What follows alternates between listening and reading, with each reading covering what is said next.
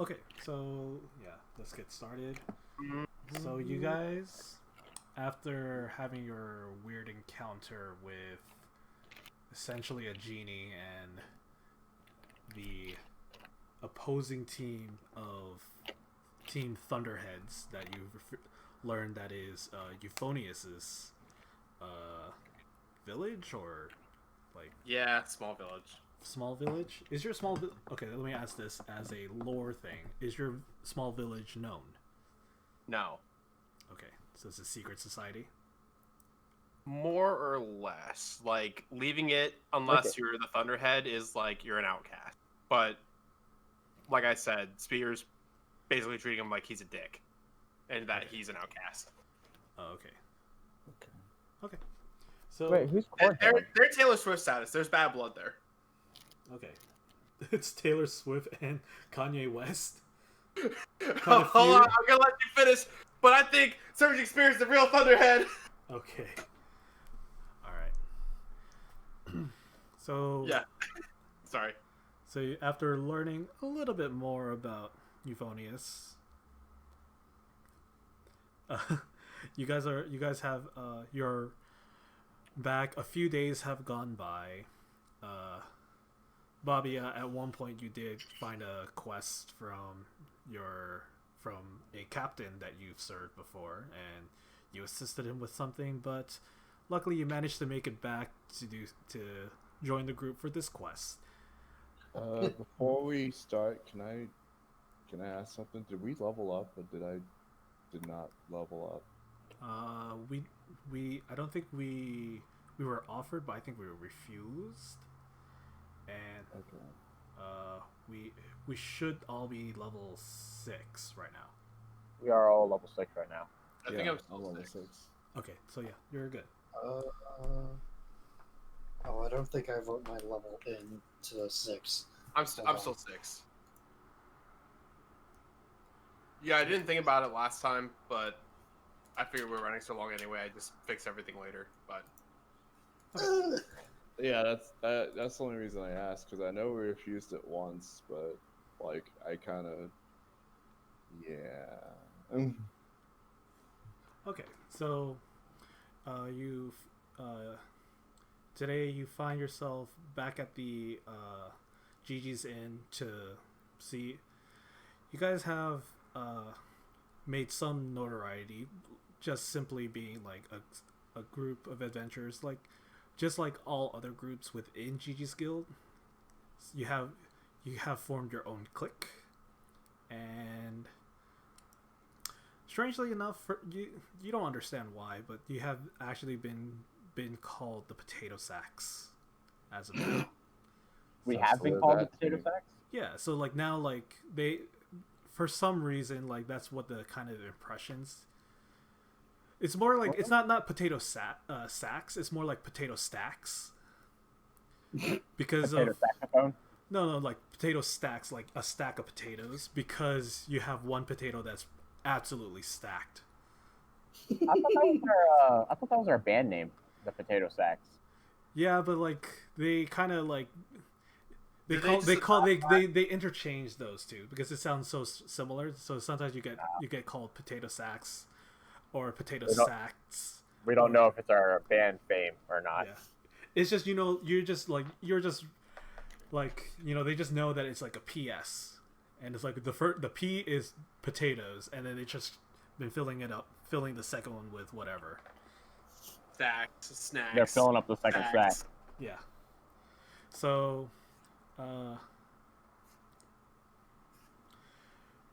this time around, you don't see Esam. He's not around. But then again, you figured if he's just not with you guys, he's probably just off taking note of something or at a library.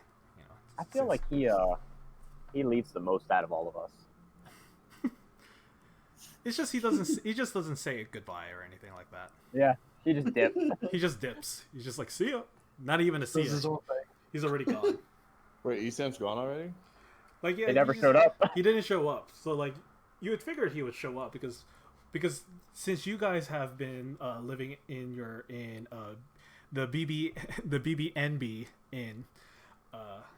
BBMB. Yeah, Okay. BBNB. Can I buy What? nothing? Okay. This man just doesn't even come Oh, in. also Euphonious, just know this, that your room number in the BBNB Inn is 26. This is room 26. You got moved to 26? Bro, Oh I got no, the first oh, floor. 206. 206. Oh, okay, Sorry. That's what it is. 206. Wait, All so I'm in 211. 211, Right. and he's in. 206. Oh, I have that written down. Yeah, that's right. I have Okay. that written down. Yeah. Just as a weird recap, the fact that I forgot what room Baba was in. Bobby is 207 and you're at 208. Ah. Yep. God damn it, he's my neighbor? Yeah. But then again, like your morning routine tends to sound the same as Babia, because you do. I bet you just do your like morning calisthenics. They just mirror each other perfectly, movement for movement, and they don't know it. Yeah. The opposite wall. Yeah. Exactly. They're just doing their wall sits on the same wall, back to back, perfectly Thank God. aligned. Thank God there's no conjoining door like in certain hotels where they have conjoining rooms. Oh, you're right.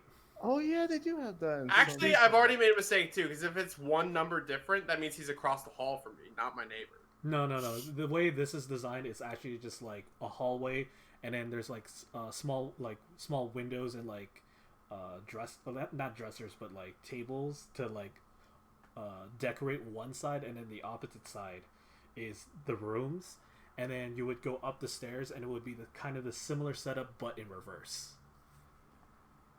So it's kind of like long hallways, but it's just one side that has the rooms, and the opposite side is just scenery. So the upstairs rooms are above like the main hall area.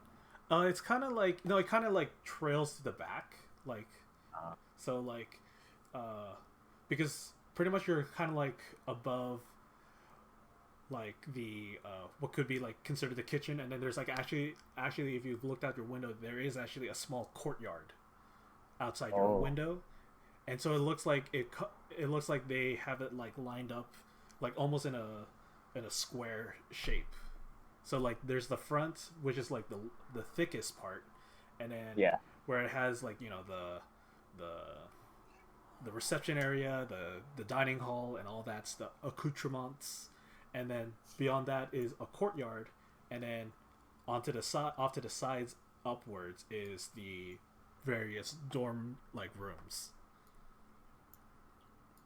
I think I got it, but I'm pretty sure I didn't. It sounds like the direct monastery. Yeah, kind of like a monastery, I would say. Yeah. No, the one from Three Houses. Yeah, kind of like that. Yeah. Oh, really? Kind of like that, but like in a square formation, and then it's all indoors.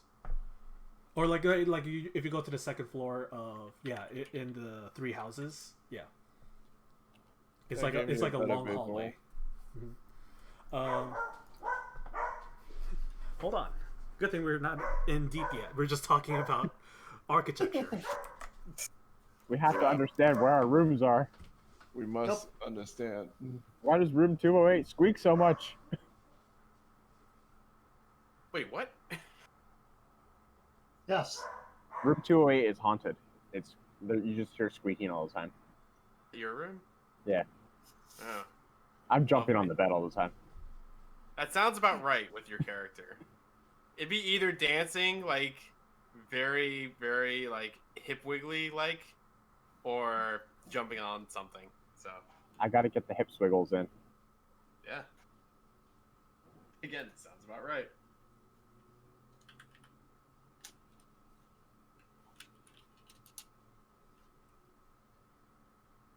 I missed it earlier. Is Dark joining or not? I hope so, but once he falls asleep, he doesn't wake up. Oh, did you sleep? He's sitting like 2 feet away from me, just knocked out. I feel that. Are you in Texas as well, Sami? No, I'm in Michigan. Oh, Michigan. Okay. Because I know there's this like a certain group that we have over there, and I'm like, okay, well, I'm trying to like piecemeal. I was in the Texas group. Right, and then you went to Michigan. Okay. Yeah. And I was in the Virginia group. And You then were in I- the So was Virginia I. group because you were both. Yeah, you both went to Sushi King with us, Yeah. Yeah. Yes. and then we played the eternal game of hey, what is this celebrity's net worth? Oh yeah. Oh yeah. I don't remember that game at all. Bro, we were like, yo, how much is like Michael Jordan worth? Or like, how much is like John Cena worth? Like, Ben and then was we with us at that time. then period, we too. and then we'd guess, and then like we'd figure out who won. Yeah. I think Ben was there too because I remember him guessing. Well, if Somewhat. Ben was there, I was not because I've never met Ben. That's true. I Ben. don't think you met. Wait, actually, yeah, that is true. You I still Ben. haven't even met Ben on Discord yet. Like, That's so weird. he just doesn't exist to me. Who's Well, Ben? he doesn't come in this Discord much. Very tall glasses. I think you two only met like once, literally at Sushi King, and that was about it. Is he in this Discord or not? No, he's not in this Discord. I keep Okay. telling him he should come over to this Discord, but he's kind of like Butt face. But he just doesn't use Discord much. I guess is what I'm trying to say. I don't understand like if you're on PC, like how you don't use Discord, like to. Like, talk to I people. think it's like I know because some people he's used to calling people on the phone.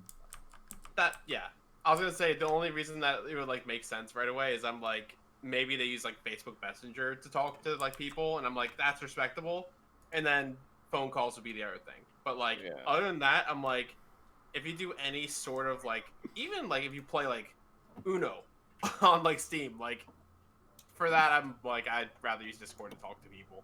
It's just way too convenient. Oh my god, the dick's evolving! You could probably ask him if he wants to come in, but I Wait, who has the power to destroy the jelly? haven't thought about it really too far. I do. I'm back. I should can't probably ask him honestly I can't if it's fine. That is, I don't know if it's fine.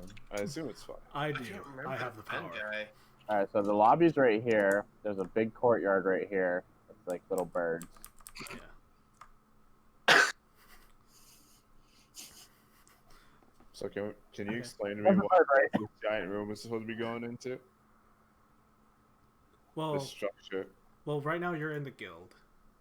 But Is this the thing inside the guild? This giant that- structure? no. Is that biggest Dickus? This is a motivational poster that someone drew, but like it's kind of like been covered up by like the guild postings, so it's like it's not, you're not quite sure. It's like an original whiteboard, but it's like a whiteboard that they had, but someone like drew this dick, and then someone tried to cover up the dick by making it look like some kind of animal of some sort and put a sword Okay. just for the heck of it, and then now Okay, like it's purely out of covered up with character. okay. This could be a good start of like a campaign. This guy could be like an idol. Just saying. Like, idol? Like, what I mean is like, you know how you have like cults and such that like worship gods and like strange like figures like this. Yeah. could be a strange- Loyo's DM next week. So are you gonna be the one to make this a cult figure? I don't know. I just Bro, was thinking out loud. this okay? has gone a completely different direction than I thought it was going to go. I'm curious to see what happens next week. Not gonna lie. Yeah, but it's B-Boys next week, anyways. Yep. B-Boy can explain the Okay. curious story of Biggest Dickus. Well, the thing that we're looking at right now. I mean, Dude, here, yes, there. I'll put you guys in here. Biggest. That's a big dude. Biggest Dickus. I didn't know he was that big. Gargantuan. I feel like I misrepresented his character. I'm sorry. We made a new friend in a Titan. Behold your god. He's Okay. taller than me. So wait. No, he got flung away. Whoosh. So the four of you have been at the guild, you know, just seeing if there's any like new work coming in. A lot of it seems a little bit too low level for people of your skills now. But soon you see Miss D, Sunny Delight, post a new posting, and it had a curious picture on it, and you see what appears to be a chocobo on it, and on a quick glance, it looks like to be another guard and escort duty for a chocobo farmer, or like a chocobo breeder who's taking his flock to a race, like kind of like similar to a horse racing competition.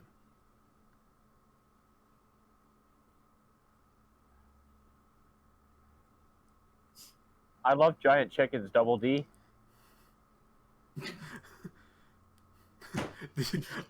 Are you talking to Sunny Delight? Yes.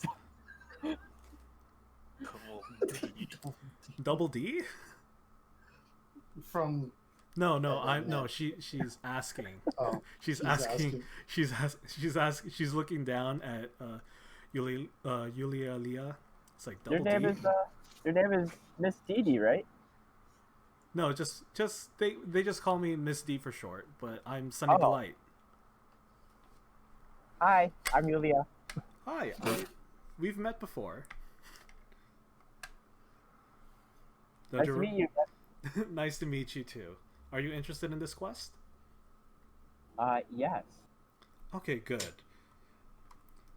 So here's the note, and she pins it down. Like, she realized like they might have to consider making a lower posting, because it seems that for you it's like you can barely reach, like you can barely grab the bottom ones. Am I jumping for it? No, you can tiptoe for it. Time to stretch. Yeah. Reach for the sky.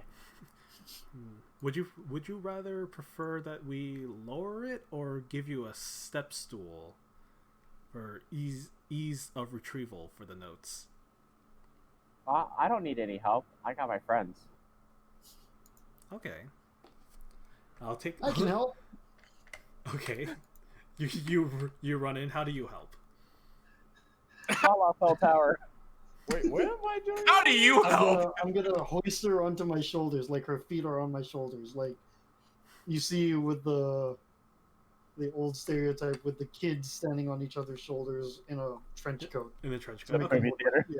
Okay. Wait, is it Dragon Ball where Trunks and Goten are working together? Like, is it that level of like Yeah. shoulder? Yeah.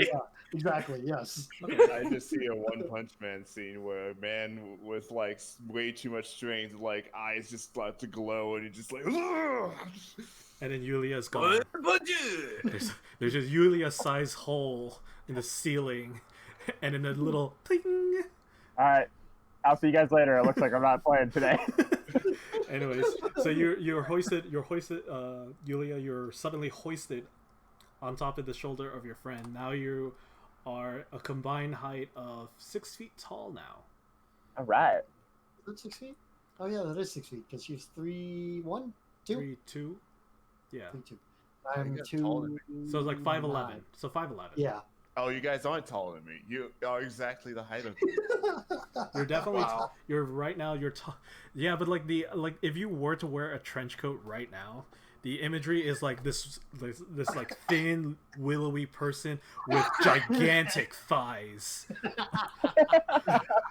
It's just like the idea is like, you know, the broomsticks from, or like the mops from Fantasia, the Sorcerer's Apprentice. You know how like there's just like the brush, it is like they use that as the walking legs. It's like that. Yeah. And then just like a super thin top. Never skip leg day. Yeah. But yeah, you're now it's now easy for you to reach the note and grab it. I will do so. Okay. Well, she looks like, well, that's very interesting. And she just walks away. La La Cell Tower. You guys bring back the note. It does read that the quest giver was in fact like what appears to be a woman named Cynthia, and you guys know that this place is not terribly far, like maybe like an hour's walk away. Okay. But it does indicate that it says to be prepared for at minimum like a 2-day trip, or like a 2-day round trip. So like you get there, you spend the night, you do the race, and then you just come back, and then you'll be back by like the next evening kind of deal. Do we need to buy any potions? Yes. Yes. You Let's could buy fall potions. off your chocobo and get seriously injured. No, I think we're good. I got healing magic. No, I want to buy potions. No, I understand that I haven't been the bard that you guys deserve. I will be fully bardic this mission. I will do nothing but be the bardic bard that has ever barded. I get down on my knees and I just go, please let me buy potions, please. Damn. just grabbing Euphonius's leg. It's like, let me buy potions, please. Roll Persuasion? no. Well, are you A persuasion check to buy potions for me? No. Well, do you want to roll a persuasion to convince him to just roll a persuasion check? Can I say that I was like inclined to let Ichibosu buy the potions anyway? I was literally gonna just sit back in my chair and start playing the flute, but now I'm just gonna say, yeah, go ahead, lean back and do the same thing I was gonna do anyway. Okay. Now Nichibotsu, roll a intelligence check. Oh, that's hard. Oh god. He's dead.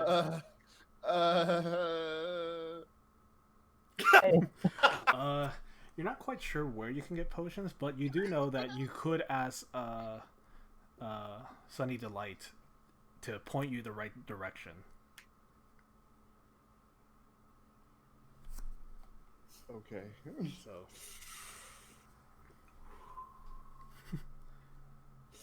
so do you go and approach her? Yeah, we're gonna Sunny Okay. Delight. Okay, so you see her, she's already back at her station, standing, ready to receive any request or, assist in any way possible for any adventurers that ask. She's like, "Oh, hello, Miss Nichibotsu. How can I help you today?" Yeah, do you know where we can get potions? I kind of need some. Oh, okay. Well, actually, wait. Well, because the safety of our adventurers is always paramount. You feel as if she's like has like this all scripted out. Like she's like those like telephone operators that's just like they have like the binder full of phrases to react to anything you say. And she's like, well, with the safety of our adventures of the top of our priority list, we can supply our adventurers with some potions. Would you like to accept the provisional ones, and do you want any extra? What does provisional mean? These are the ones that we generally give out for free. And then if you require any extras, we do charge a small fee. Are the provisional ones as strong as the ones you charge a fee for? Well, they come at they do come in different stages. The general healing ones do cure. The ones that we provide for free are similar to the ones at the lower end of costs for the potions that we do sell. Yes. Okay. Can you give me an idea of what the cost of a medium grade potion would be for healing? Uh, well, generally, potions of healings come into regular, greater, and superior. Okay, can you give me an idea of how much greater would be in terms of gold cost? It would, in this case, it would cost two. Well, let me double check. Let me see. Because generally, I'm actually surprised that we do have this in the contract, and we do tell all the adventurers to make sure they read their contract to see what kind of rights they have. But people tend Just head over to Yulia, just looking at the contract, like, I don't know what this says. yeah. and that generally speaking, that they tend to only cost. We always give provisional ones, but no one tends to pick them up before they go on their adventures. But it's very strange. You just see her kind of muttering as she's looking up, because you get the feeling that she probably has, like, this is like the first time in a while. So these would come up to greater healing potions will come up to 100 gold pieces each. I just go to my knees in shock at the price. That's like 2 ice creams. How much did you say? 100 gold pieces. Obviously, I'm not here to actually hear the conversation. I was just curious. Yeah. Can I? So these provisional ones, is there a chance that I can get them for the rest of my team, or do they all have to come and get their own? Okay, so I recall that Yulia picked up the Chocobo escort mission, correct? Yes. Okay, then That's what Yulia. yeah. We tend to here at Gigi's Guild, we tend to make it easier for you to group up together, and we tend to assign you guys a group yourselves until we notice either a falling out, or if you guys come to us and indicate that you guys are no longer working together. But seeing that you guys are working together right now, it looks like that, yes. How many people are with you who are going on this mission today? I'm 1. Just 2. Phonies 3. Obvious 5. 5 people. 5. Roll a deception check, because you only have 4. Did you skip 4? Wow. Oh, is Isam gonna be with you guys?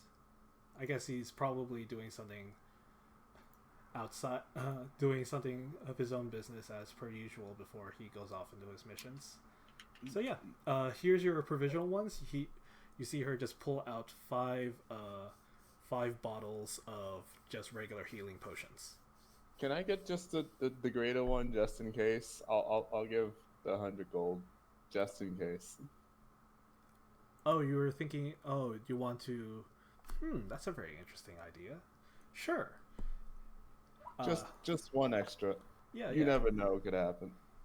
Okay, and then she pulls out, you see that unlike the other regular healing ones, this one seems to be more stout, like, bigger than the rest. But she does bring that out, and then you give her the 100 gold pieces, and you might, and then she's like, you have brought up a very interesting idea of more like a deposit for healing potions. I better run this through the guildmaster. Thank you for that interesting idea, and good luck with your mission. Wait, what? What did I do? She doesn't say anything, but she already walked off, and then now she's been replaced by a new receptionist. I looked the new receptionist up and down. Can I figure out what she is? Oh yeah, is yeah. She? You plainly see that this is a cat girl. Seems a little bit absent-minded. Probably a new hire for the guild. Are you Miss B? She gives a head tilt, but she just still hasn't said anything. Nope, nope. Have a good day. I'll just walk away with my stuff. Without you like noticing, she is bowing, but you get the idea she's probably bowing as you walk away. You bring your 5 potions and 1 greater with you, and you have it. You bring it back to the table. All right, I hand Euphonius 1, Yulia 1, Baba Gaia 2, and I keep 1 for myself, and along with the greater. Oh, I get 2? Okay. You're 2 people. Can I shake mine? Yeah. How vigorous are you shaking it? I just want to go all out. Okay, roll a strength check. Wow.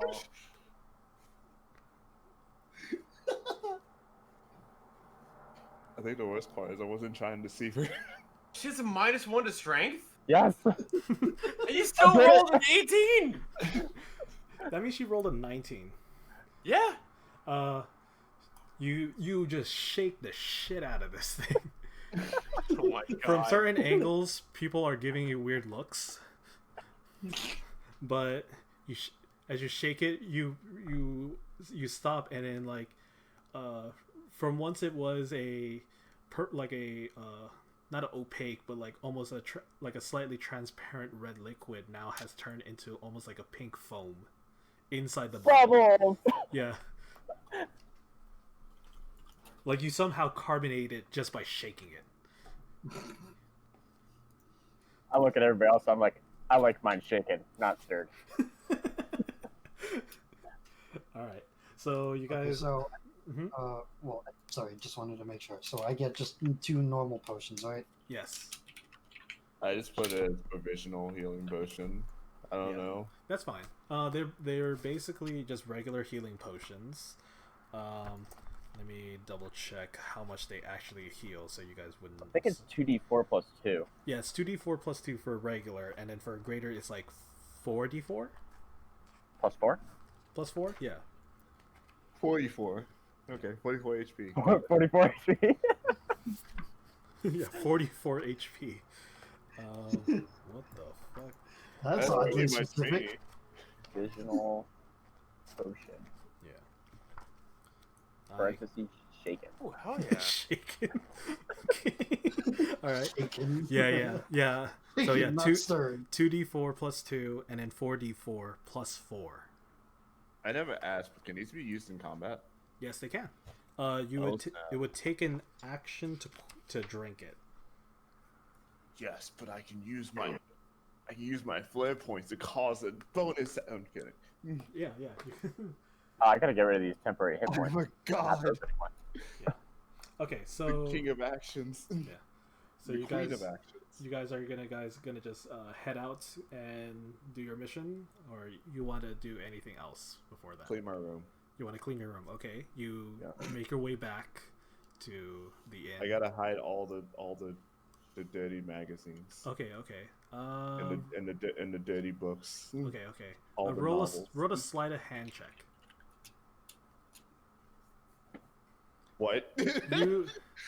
You feel as if you've hidden them adequately. When you leave, for the movie version of this, you just see under the mattress, piled up high, is a bunch of books that it has lifted the bed itself like a few inches. I need to return some of these to the library.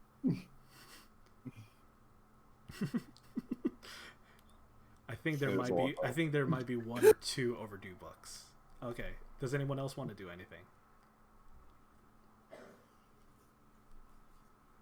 I'm good. Okay. I'm ready to go. All right. Euphonius.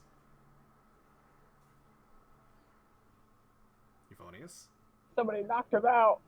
Am I too far away from the microphone to be heard? Yeah. You were for a moment there, yes. I'm going to amp the sensitivity, and it is not going to be good. I'm gonna lower down your.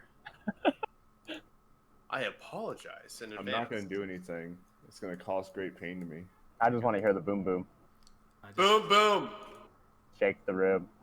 Say what? No 1A7. Actually, more. It would be more like, boom, boom. Shake the room. Shake the room. Yeah, I'm done. What's happening? What's happening No, outside? I'm I don't sorry, know man. either. I'm sorry. I thought my amp was high enough, and it's not, and now it is, and now it gets to quiet me down, which I apologize for. You could have just tried to change the sound pickup settings in Discord so that it picks up your sound. I could have done that, and all I will say is that you are a lot smarter at this moment than I am right now. So It's okay. to I'm not take... smarter than you. Only at Even this at this moment. moment. Even at this No, moment. I'm no. not. In this moment, you are, because I got a preamp before my mic, so I'm like, maybe I'll just tune that. And you're like, just do a Discord. I'm like, son of a bitch, he's right. It's okay. I'm not smart at all. All right, so you guys are, as you're having this conversation on the road, saying how I'm smart. No, I'm stupid. No, you're stupid. Wait, what? No, I'm stupid. Yes, I'm stupid. No, that's not what I said. Yes. you find yourself following the road, heading east inland toward away from the coast of Limsa Lominsa, and you find yourself at what appears to be, yes, indeed, a fairly large like farmland, mostly for like cattle raising, but you'd also do see like an offshoot of what appears to be a chocobo ranch. When you arrive, you see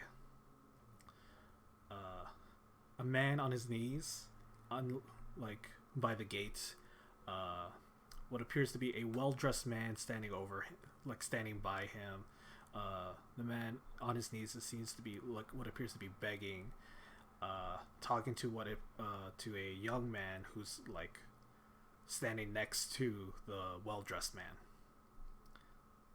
As you guys are approaching, you hear the end of the talks. The young man says, "Sorry, sir.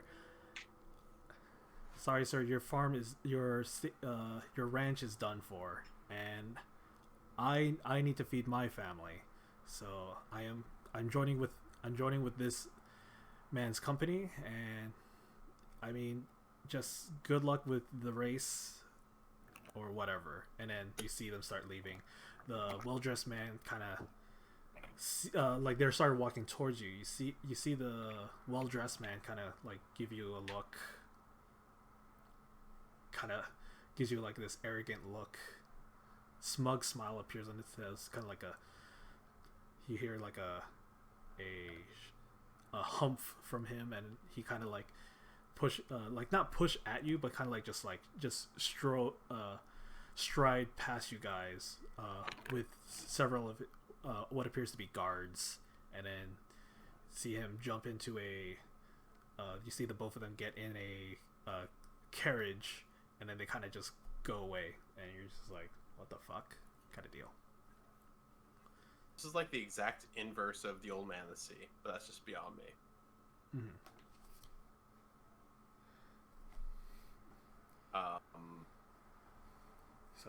So I imagine it's just our group and Homeboy left, right? Like Homeboy who like owns the farm. That's what it appears to be. Appears to be. Yeah. I mean, can I see if there is anybody else in the immediate area? Oh yeah, sure. Make a perception check. All right. You do clearly see that like there is like some trees nearby, and you see what appears. You see a young lady kind of peering around the tree, looking forlornly at the man who's still on his knees, like on the middle of his like dirt entryway to the farm, and then you just see her quickly kind of look. She sees that you see her, and then she quickly darts off. She appears to be like in her early mid-teens, and you just see her like run off. So now you feel as if you're truly left with just this man on his knees and your group. So with that information, I just kind of like nod in that direction. So if she was somehow looking while running away, she would see that I like acknowledged her, but like I'm not going to like pursue that. So with go ahead. You have no indicate. By the time you like made your nod, she's like far enough away that she kind of like just runs around a corner of a stable or a barn. So like obviously she wouldn't have line of sight to see what I did, but at least I did it. Yeah. Okay. So I do that, and then I turn my attention to the man who's still on his knees, and I kind of like pat him on the shoulder to see if he's like okay. What do you want? He doesn't look up. He's just like, you see, he's just like not like in grief.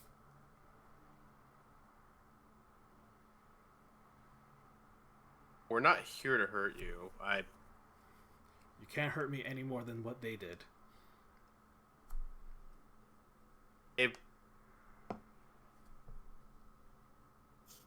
I mean, he looks like kind of upset. Obviously, I imagine, like based on just simple observation. Right. I want to give him a hug. Can I tell if like picking him up and trying to like cheer him up would be a bad thing? Can I like kind of infer that information, or is it just like a basic observation would be like, yeah, make an insight check. Okay, it's not my finest suit, but I'll give it a shot. Pretty well done. All right. You get the sense that he is just he's just running through like a gambit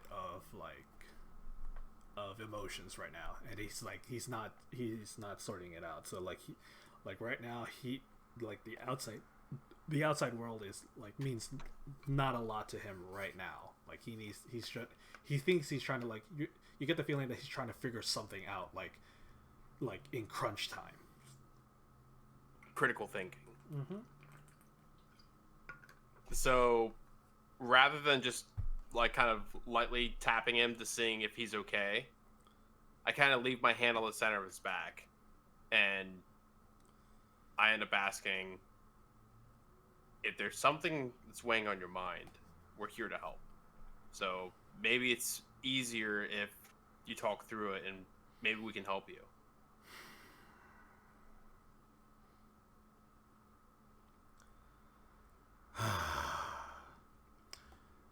Now you see him like look up. You see what appears. You see he's like a man in his like late 30s, early 40s, but like you see like a man that has like been stressing for like the last few days. Like he looks like he just hasn't got a lot of sleep. Like his eyes are red, and he seems a little bit sleep deprived. I think I already said that, so yeah. No, it's okay. He stands up. Sorry about that. How rude of me. Welcome to the Coco Ranch. I am the owner, Steve Coco. And what brings you here today? Warm smile. I say, well met, Mr. Coco. My name is Euphonious Wind. We're from Gigi's Guild. This, and I point, or I kind of like wave my left hand over as if it was like not necessarily in the same fashion as a game show, but at least like showing like the other people. If that's the best visual I can give, really. This is Nichibotsu. Points over to the next person in line. Yeah. Door number 2. And Yulia. Door number 3. Envelope. Just the envelope. Oh, you hit a Zonko. Dun dun dun dun. Yeah.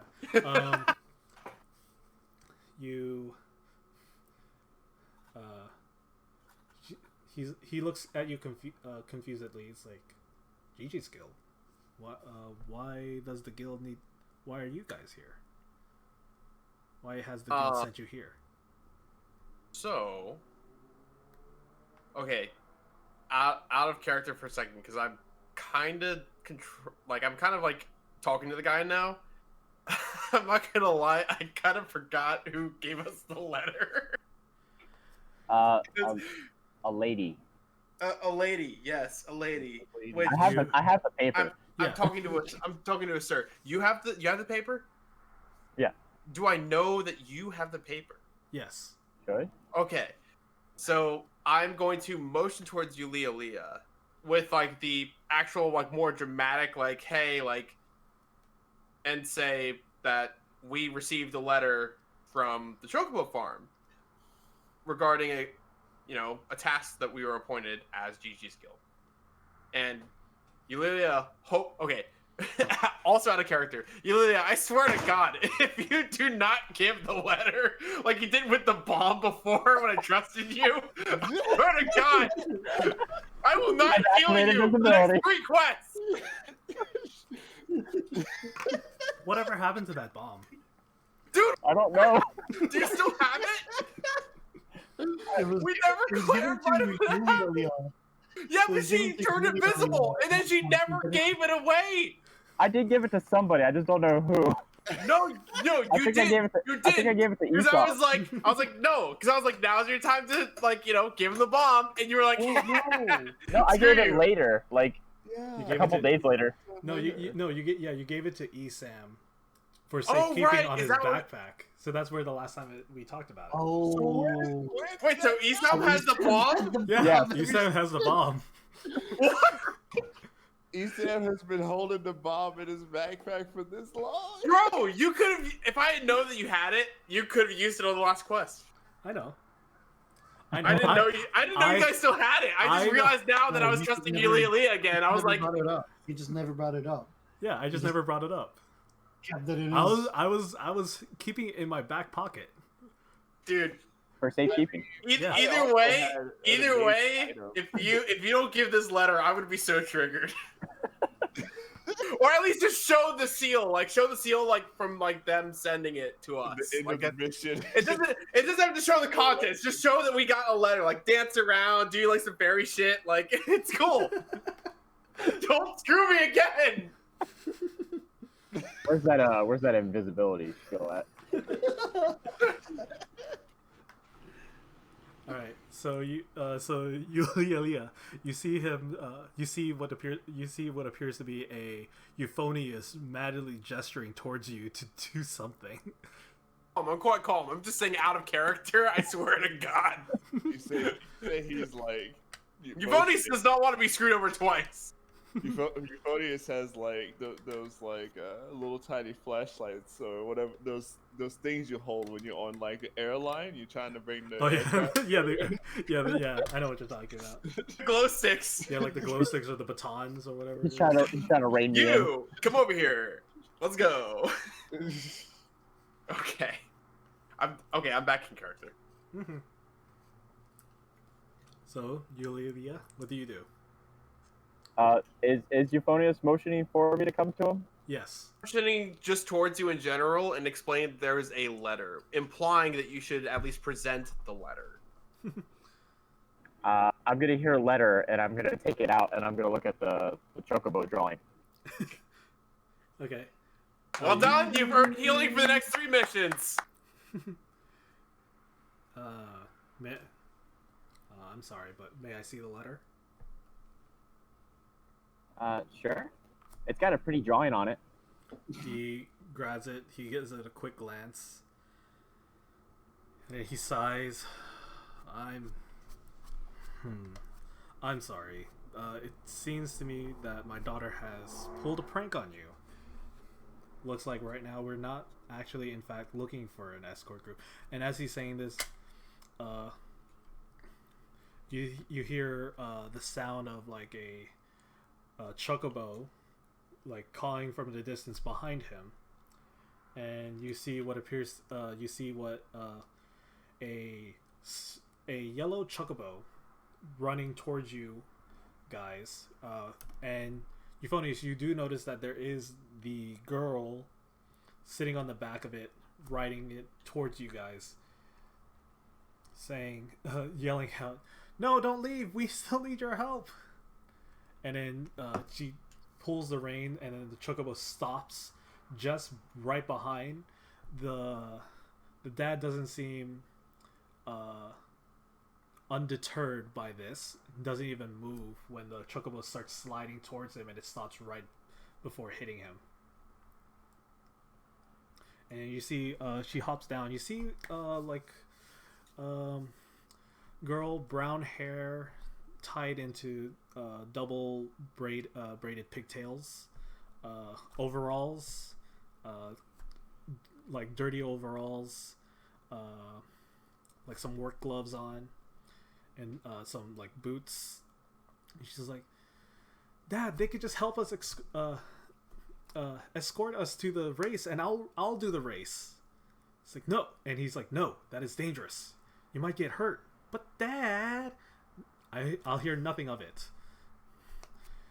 And then upon her like approaching the scene with the chocobo before she dismounts, I kind of fold my hands behind my head, cock my head to the side a little bit, and I kind of give eyes like, I mean, towards her, like that she knows that I'm like, really, like I saw you. Come on, like I knew you was there. Like, welcome back. Okay. Like just a weird glance that's hopefully able to get caught attention, but obviously she's bickering with her father right now, so right. Not super important, but I figured at least my posture change should be noted that I'm like, really? Okay. Well, so you're just like, I'm literally watching them kind of bicker or okay. whatever at this point. Yeah, there you go.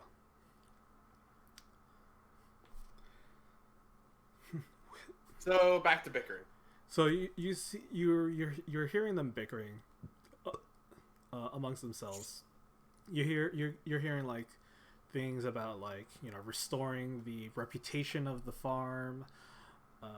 A lot of like, it's dangerous, you can't do this. And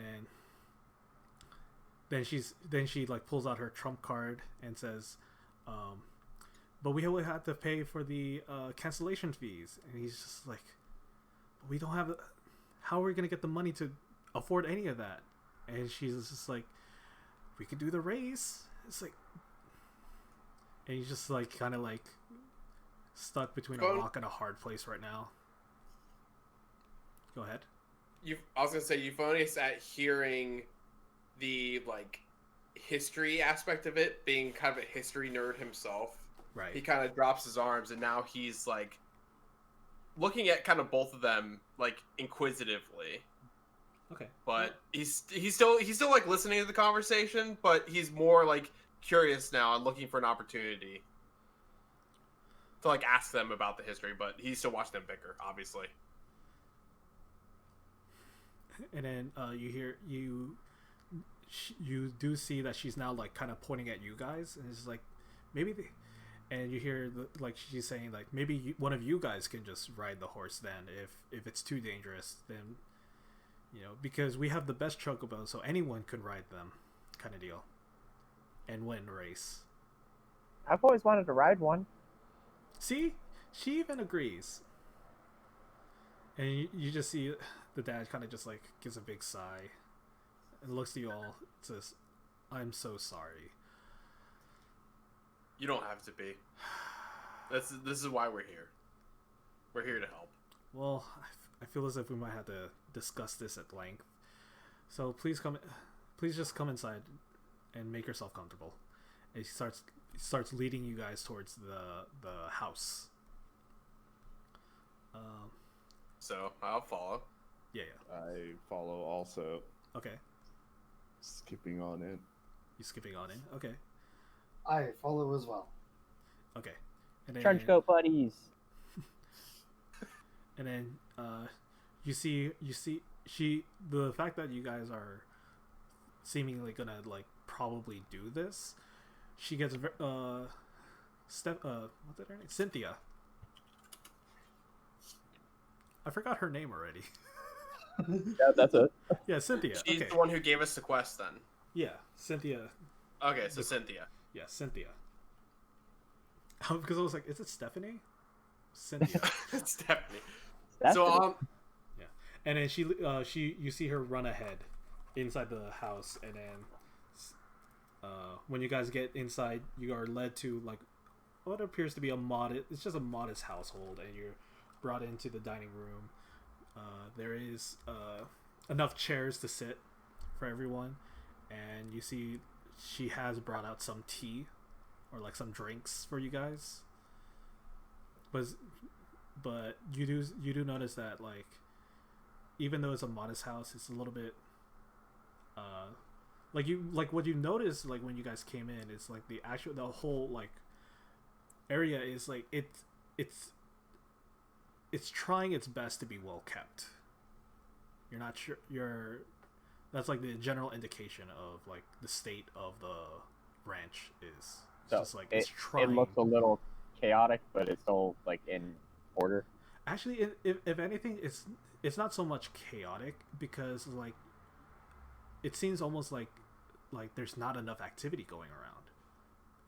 Like they're trying to make up for the lack of activity themselves, trying to make it look like like things are working in order.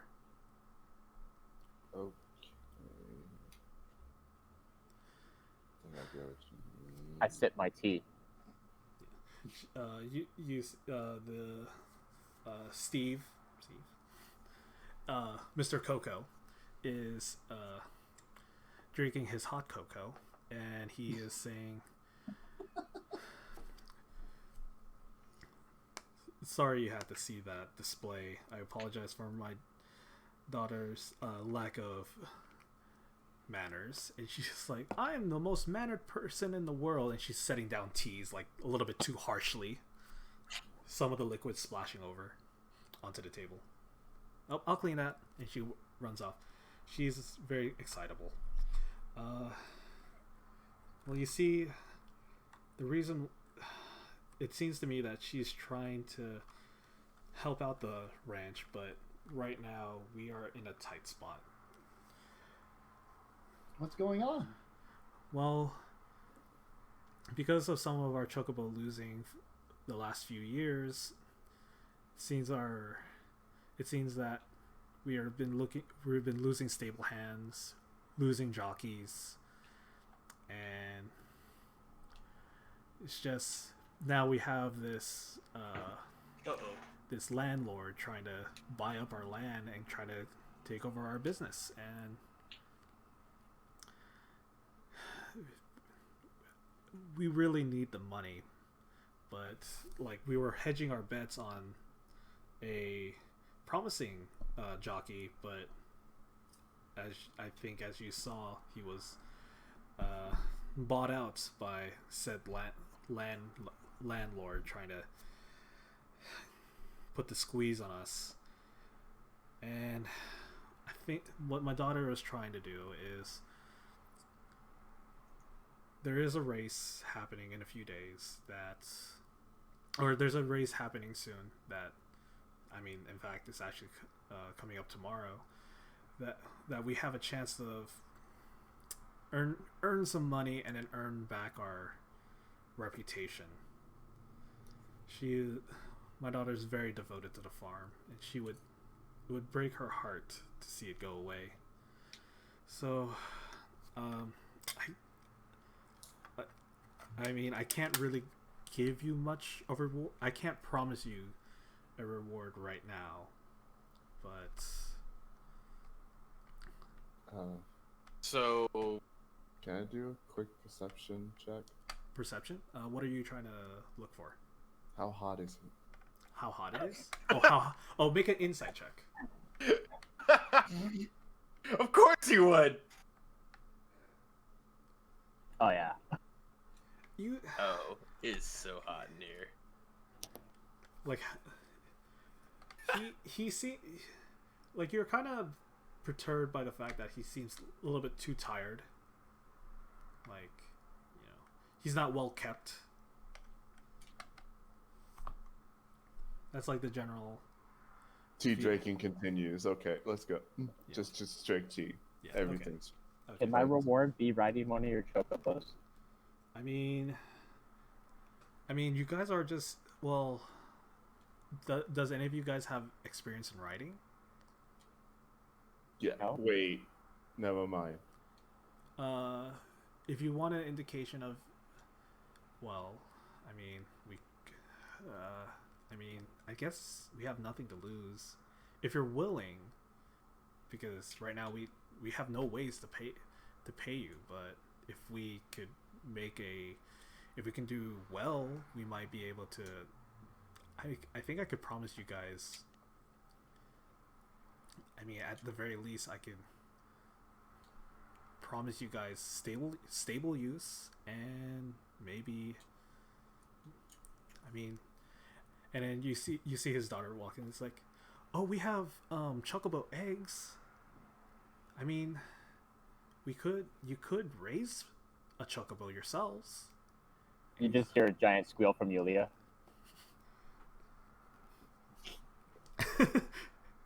Everyone just they both kind of like jump and just like look at you.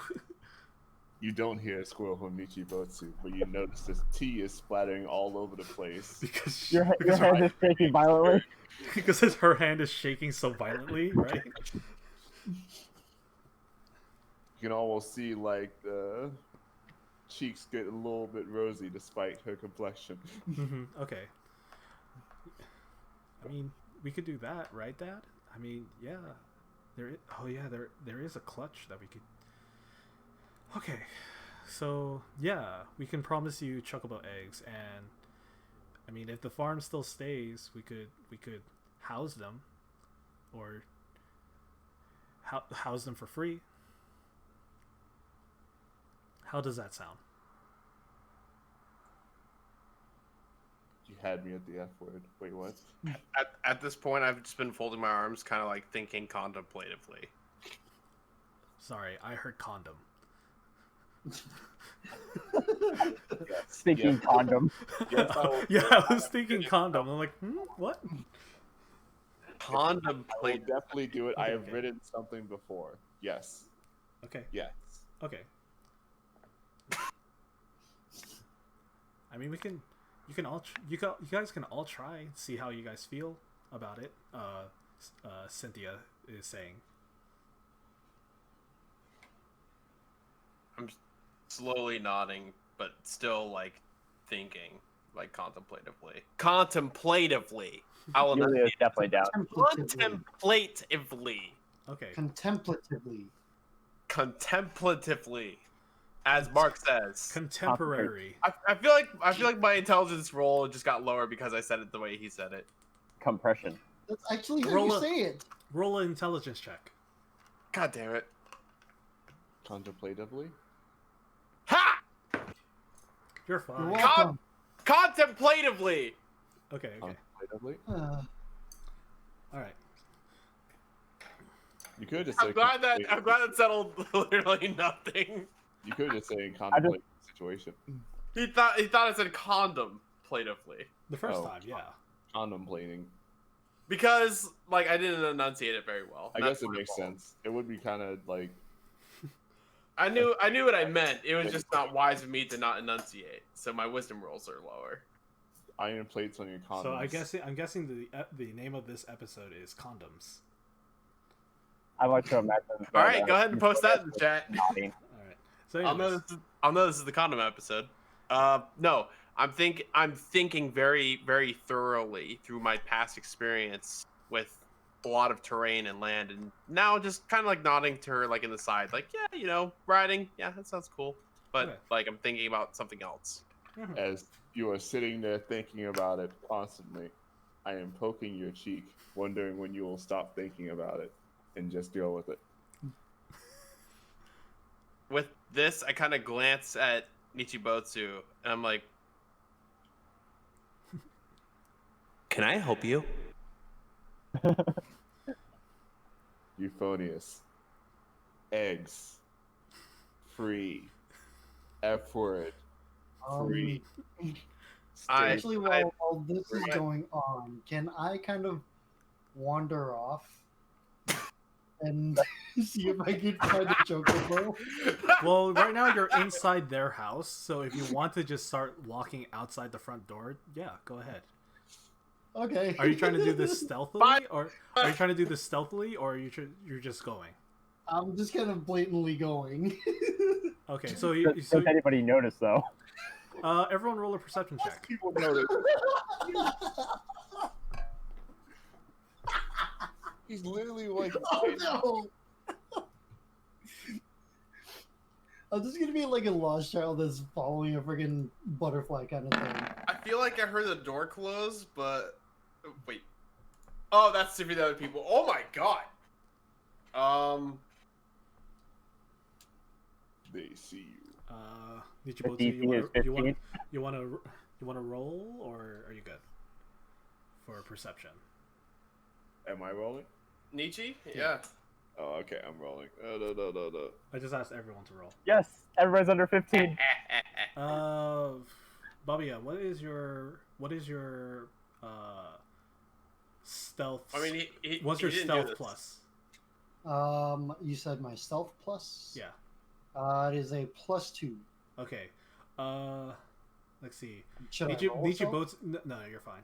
Oh, okay. I'm doing it more like like your passive stealth. Oh, okay. So, Nichibotsu, you are, as you're busily poking Euphonius's cheek. Win. Euphonius's win. Wait. That's my win. My windpipes. Stop poking me in the neck. God damn it. And what appears to be Steve or Mr. Coco is having having a slight headache with all this all this things happening.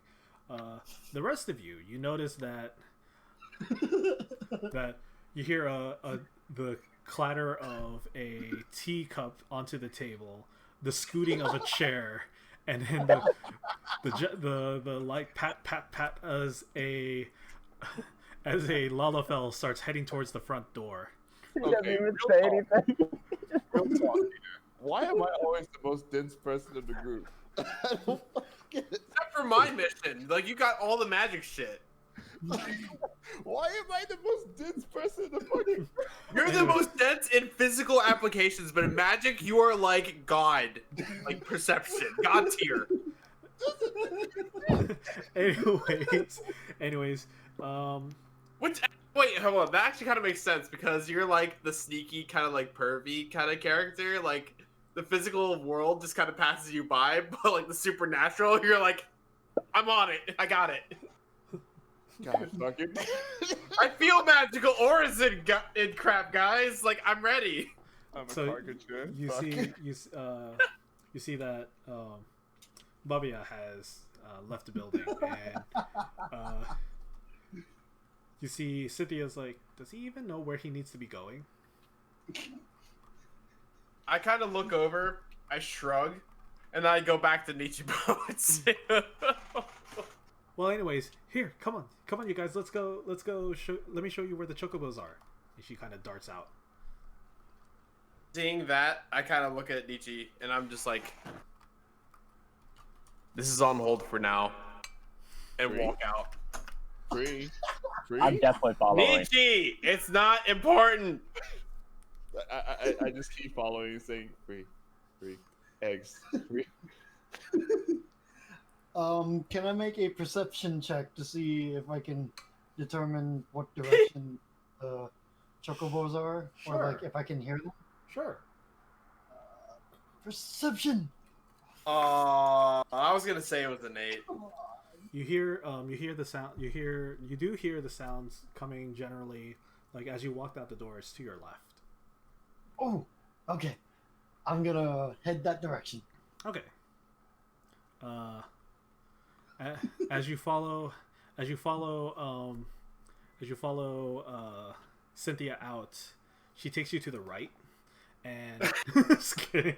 She takes you to the left. That was awesome. He's like, ooh, thank you. And it's just completely wrong way because it's just echoed across. It was like earlier today, Mark, when we thought we heard the sound from one area and it was really the other way. Yep. Yeah. Acoustics are a bitch, aren't they? Anyway, you do see Babia like ahead of you, following what appears, the cooing or the warking of chocobos in the distance. You find yourself outside like a fenced-in area, quite large, maybe like around 200 feet across, and you see there is actually quite a number of chocobos attached to one side of this fenced-in area. There is what appears to be like an awning and some covers providing shade, and then like various buckets of water around. And you do see one chocobo's drinking out of it. And then, yeah, you're now there. It's like these. You see, Cynthia points out, those are our racing chocobos. Come on! And she like leads you toward them.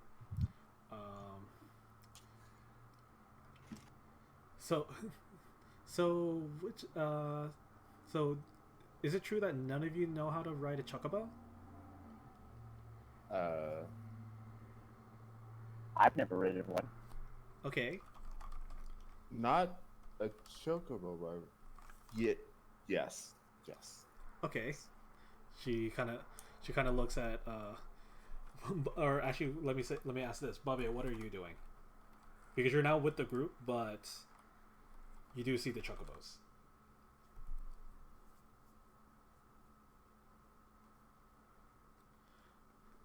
Babaya. Sorry, my mic was muted. God dang it. Yeah, because I was getting a freaking bottle of Gatorade. Either way. Yeah, I would like to go up to one of the chocobos. So you go past the fence? Yeah, or I forgot. Did you say the fence was open or closed? The fence Or, is like, well. There is fence? what appears to be a gate, Mhm. but it looks like But like for a person of your stature, you might be able to just go through like a wrestler into a ring. Oh, just like go under it. Yeah, or go through, like just kind of go like through the middle section, because the chocobos themselves are quite large, but like you could kind of just like hop in. He's just completely ignoring the girl. Just go through the gate then. Okay. Are you approaching the closest one or what? Yes, I will approach the closest one that I see. Okay, roll a d4. Oh god, Oh. oh no. I like to imagine this is the Never buffalo tell me just the running odds. at him. Like, come here, chickens. Well, I'm not really running at them. I'm just like wandering towards them. Like, Yeah, I know, but just imagine this like a really buff short dude just like, come here, chicken. Marcus literally Okay.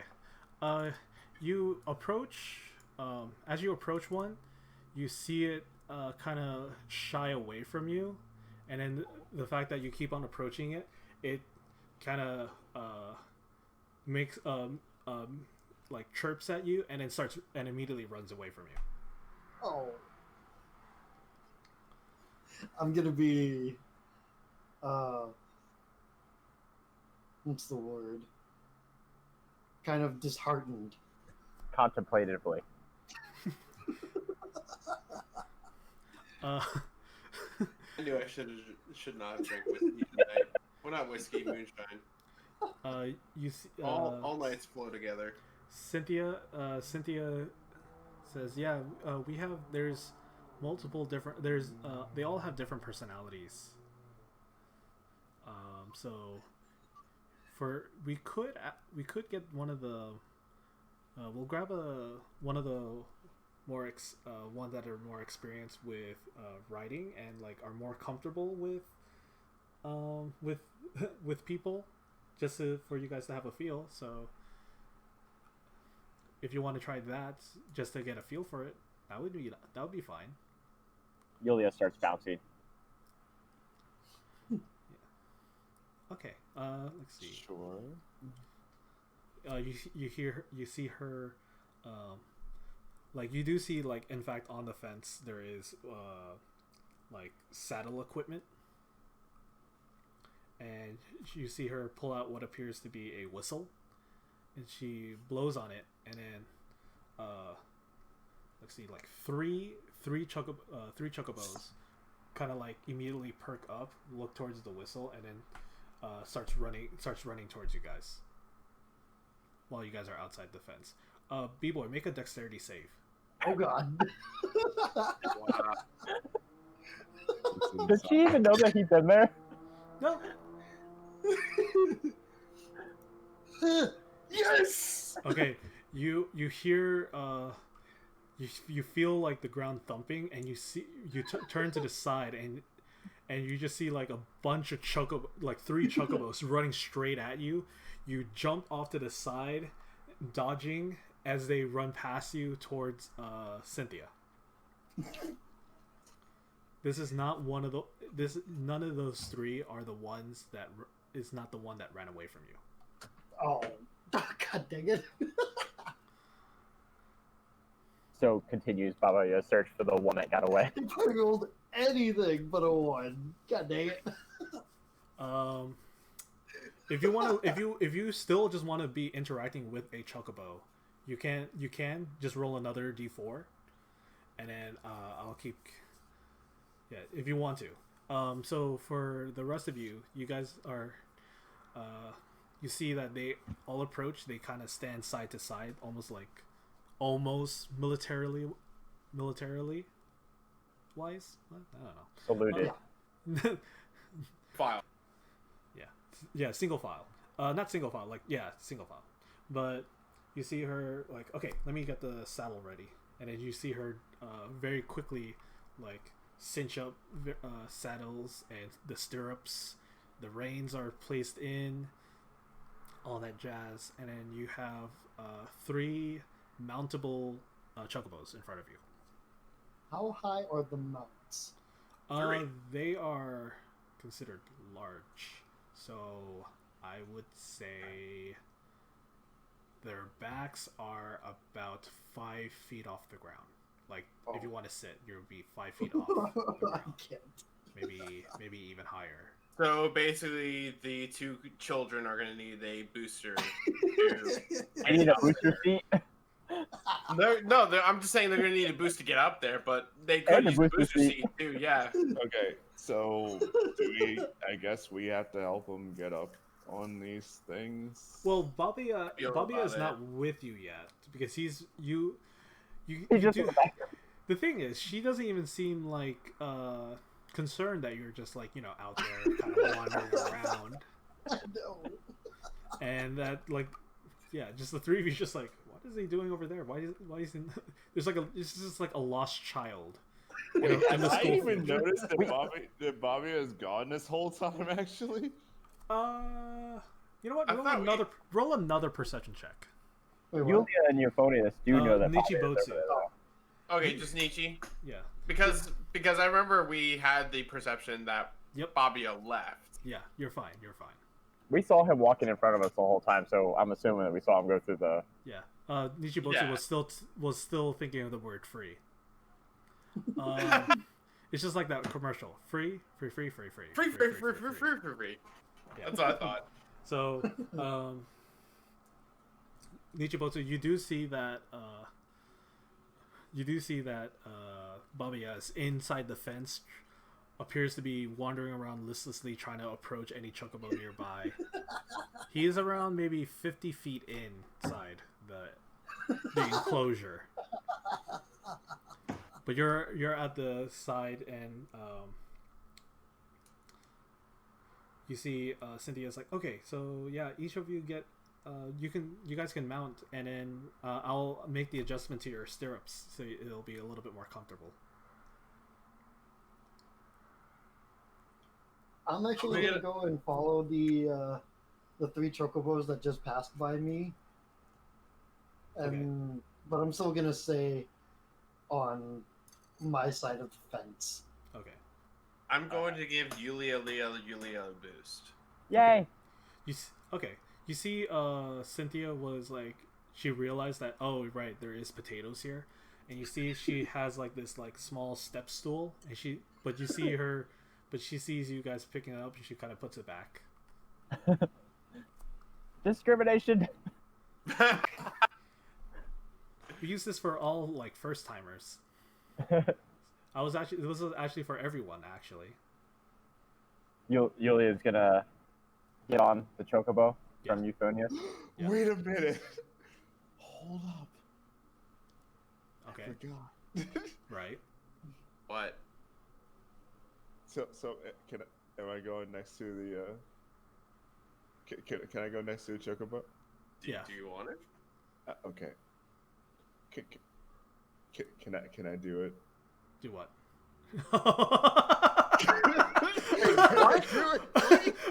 Wait. What? Save that for in a few minutes. You'll have your opportunity. I promise you. Oh my god. I promise you'll have your opportunity. And Okay. I already took this into I actually like when I first started writing this, I already took that in account. Okay? Chocobo? I already took it in account just for you. Okay, so Yulia, you are placed on top, and she quickly cinches up the stirrups. Before it was like almost down to like it's dangling off to the side, but she cinches it up, and it's like almost like so short that it's like around a fourth of the way like from the back. So it's like almost not even like. You would say it would still the stirrups are like still on top and not on the side of the chocobo. Yeah. But you see what appears to be like she attached what appears to be slightly like these rods in the inside of your stirrups, and she's like, we have a lot of Lalafell riders too, so, and I believe they developed this so they act as longer legs. So you could control the chocobo as well as as any other race can. Cool. Okay. Euphonius, do you want to mount your chocobo? I'm not gonna lie, I'm like kind of weirded out by what Nishi just said. Okay. But yes, I will. Well, she didn't say this. She's just standing. Right. She just right. It's headcanon. It's headcanon. You're right. But you just see that you do see that she has this weird smile on her face, like as if she had this weird epiphany. But So like it's a weird. that. It's just a weird. It's just a weird look that you probably haven't seen on her. I kind of shake my head and wave my hand like whatever, and I will decide. Actually, before I decide to mount the chocobo, can I look around and see if I see Babia? Okay. When you look around, you do see Babia is approaching you guys from inside the fence. I kind of shrug and I'm like, Babia, do you just want to ride the chocobo? Sure. So, like the hulking behemoth that I am, I walk over and I pick up Babia and I bring him over to the other chocobo. This is a really weird feeling because you've lifted up Yulia before, but like you've never lifted a Lalafell like this. I've never lifted a swole Lalafell like Babia. Like Babia's roided out, bro. Yeah, You've like never lifted two people at the same time. no, it's just like this is just like a weird feeling because like generally like it's like the difference of like lifting a pillow and like lifting a rock. Like they're about the same dimensions. They're like similar dimensions, but it's just like the texture is just like lifting off. a pillow and lifting a 50-pound dumbbell with one hand. Like this is like an intense like muscular density that I have to like deal with. Okay, so with that, roll a strength check. Fuck me. Rolling 8 potatoes, bustled together. You lift him not a lot of strain. You lift him just fine, and you're lift him as well. As long as I'm able to put you on the chocobo, I don't care. Yeah, you are now, Babia. You yourself are now placed on the chocobo. And Yay! She I want the chillin' to ride the chocobos. Cynthia now cinches up the same way that she has with Yulia, and Nichibotu, do you want to get the little step ladder, or are you just gonna hop onto the chocobo yourself? I am going to get the step ladder. Okay. She sees that you are like not like trying to mount the chocobo yourself, so she brings in the little step ladder. You climb up, and then you're very easily able to sit on the chocobo yourself. And she quickly cinches up your. Now the three of you are now seated on a chocobo.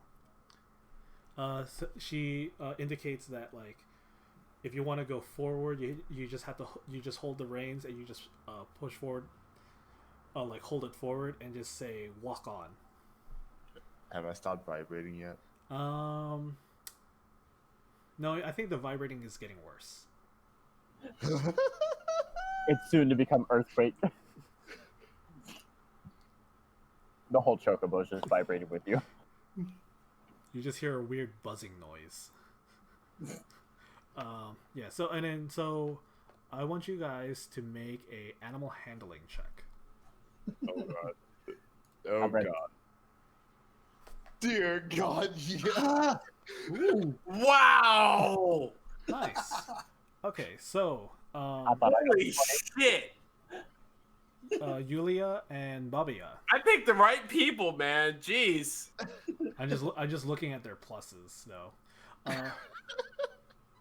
Yulia and Babia, you are Yulia. You do like get some of the basics, and you're able to just walk around really well. Babia, you are able to do the same, but you are able to get into like a slightly faster pace. Yay. Like you're getting like more of a jog, and you're trying to make small laps around. Yay. Nichibotsu, you quickly connect to this particular chocobo, and you're able to almost like go on a full sprint with it. So like if this was the freeway, Yulia is like on the number 1 lane, and then I'm on the off-round ramp. Yeah, you're like just ready to get off the off ramp. You're like on the edge of the ice skating rink, and then Bobby has an inside kind of like doing like slightly faster, but you are just booking it like. Am I Sonic the Hedgehog right now? Kinda, yeah. Sweet. So Niji can't connect with actual human beings, but can connect with magical auras and animals. Interesting. Oh, you've seen nothing yet. If I'm very intrigued. are you trying to be Esam of this group right now because Esam's not there? What are you talking about? All I can say is by now Esam yeah. would be taking notes. Sounds like you're making Esam's probably taking notes right now. Cut 2. In a carriage heading to somewhere, you see a nervous Esam furiously writing notes. My bad. I'm working on it. Zombie. Sorry. Furiously writing notes, and and you hear a angry voice says, "Put that book away." He slams it shut, and it's like he's sweating. He's like, "Sorry, ma'am." And he puts the book away. Cut back to you guys. Hey. You have been writing for about an hour. You guys got to have like a general feel, so you now have some knowledge of how to ride a chocobo. But you're not quite sure if you are good enough to do it in a racing capacity. However, if you want to do the thing you want to do, go do it. He doesn't wake up when he goes to sleep. So before finishing up, because you also roll a nat 20, so what do you do, Nichibotsu? I do the thing that I've been waiting to do ever since I heard chocobo eggs. You God. you guys witness that you do witness that Nichibotsu like pats the chocobo in the side, but you see that you notice that her hand is engulfed in what like some magic of some sort. He pats it, and then the magic disappears and transfers to the chocobo itself, and you see that you see what appears to be Nichibotsu whispering something to the chocobo, and then chocobo, almost knowing what has happened, gives like a knowing nod, and then you go and you see all of a sudden you see them like walk like 5 steps, then all of a sudden they're gone. They like vanished instantly. What? Like Nietzsche and the chocobo? Yes, they both vanished, and then Cynthia's like, "Oh my god, what?" And she's like, "Oh my god!" And she looks up, and then while the rest of you look up, you see that the chocobo is about 40 feet above you guys, jumping upwards. Can I speak now? Huh? Can I say something now? Yeah, go for it. All right, I like look down and I do like some kind of like weird like plus sign pose with my hands. We're like, feast your eyes on the greatest red mage of Orthard. This Nichibotsu. This in my chat is my reaction. The greatest spell in existence. That's my reaction to everything that's going on right now. Is what the bird says. What? Go to the Discord channel. Why is it specifically for birds only?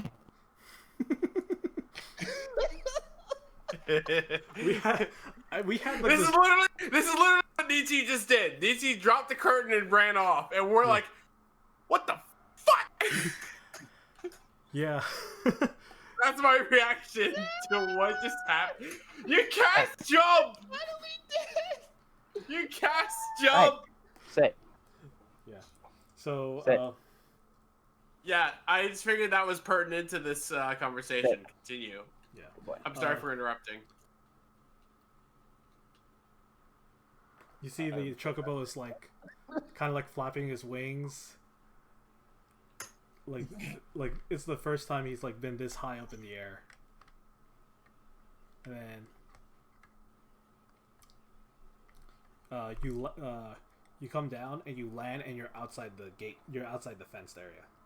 Like behind like where you guys were, you're like you're kind of like you're Nichibotsu, you're like a little bit back. So you're like 20 feet away from the fence. Oh, wow. Yeah. I guess that was a pretty far jump. Yeah. Oh yeah. And yeah, for this you don't have to roll anything. So, I'm just grasping myself and like panting. yeah. I'm It's only like- mildly disappointed because I thought she was going to fuck the bird. So I'm only mildly disappointed in what you just did. You Magic user. It makes sense. I mean, it does make sense, but it's not your goddamn chocobo. Like, you could have hurt the chocobo. You're gonna break the chocobo? I mean, I imagine you're gonna race with it because you just did so good. Cynthia's like, oh my god. She starts clapping. That's great. How did you do that? Well, you see, I made this spell. Like, I worked on it for a long time, and it was supposed to. Let's just say it kind of works, but not really how I wanted it to. Anyway, yes, I did it. I'm the greatest spell maker, Nichibotsu, Red Mage. Phonius face palms really fucking hard. All right, roll damage. And emphasis on fucking. How do I roll damage? What do you want me to roll? No. I will roll it. No, you slap yourself so hard you take 1 point of damage. Oh, okay. Well, I was gonna say I'll roll whatever you ask, but No, 1 point because damage is perfectly acceptable. Well, because it's unarmed. It's an unarmed strike, and unarmed strikes are 1 point of damage plus strength. If you want to add your strength to it, sure. I'll lose 3 points of damage, so I'm at 74 out of 77. okay. Okay. Guys, I don't know what this bard life is.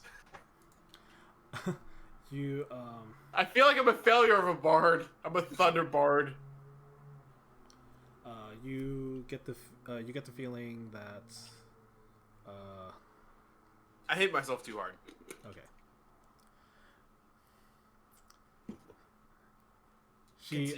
Cynthia's like, okay, so it looks like you, I mean, yeah, it looks like the three of you kind of got a feel for it.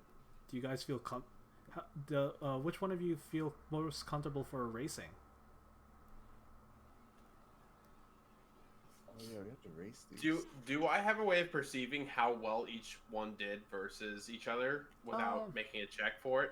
Because can I clearly see that Nichibozu did better than everyone else? Yeah, I mean the fact that like at one point you see that like Yulia is more like those kids that get like that sits on the horse and gets the helmet and they just get pulled along and they're just kind of like just there for the ride.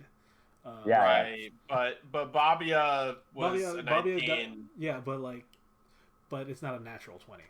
But right, exactly. I just wanted to see if I was able to see that difference. Well, because my animal handling is not great. Well, I was like I said before, Babia was kind of like running, but Nichibotsu was sprinting. And okay, so I can see that then. Yeah. Like Babia got a jog and Nichibotsu got a sprint. With that, I kind of with that information in tow, I kind of shrug and I say, "I guess it's got to be Nietzsche then."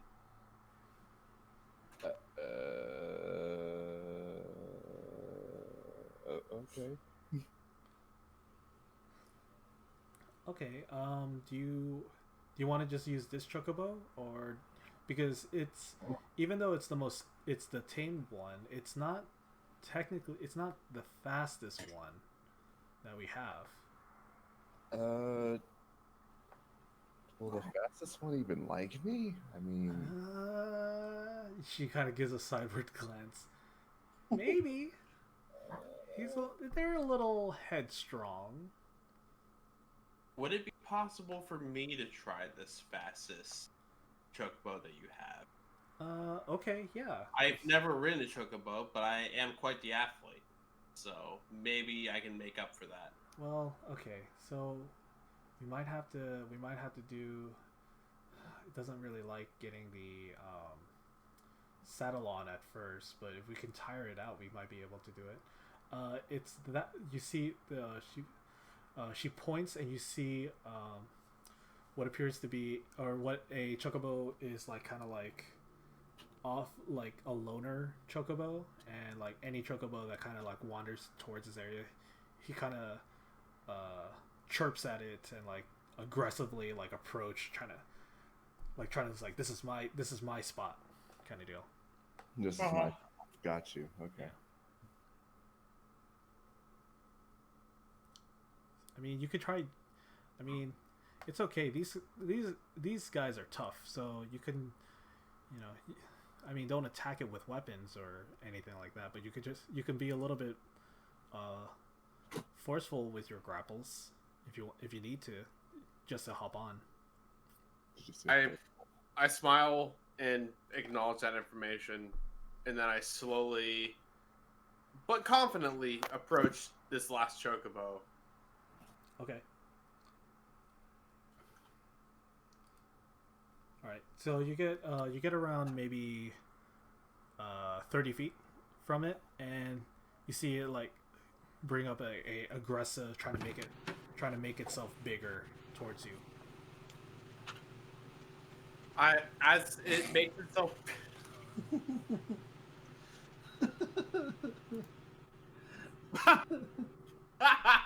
Every time. I was thinking about that just to assert dominance, but you know what? I'm gonna try one better. Because I'm going to try to get closer to said bird while it is inflating its ego towards me.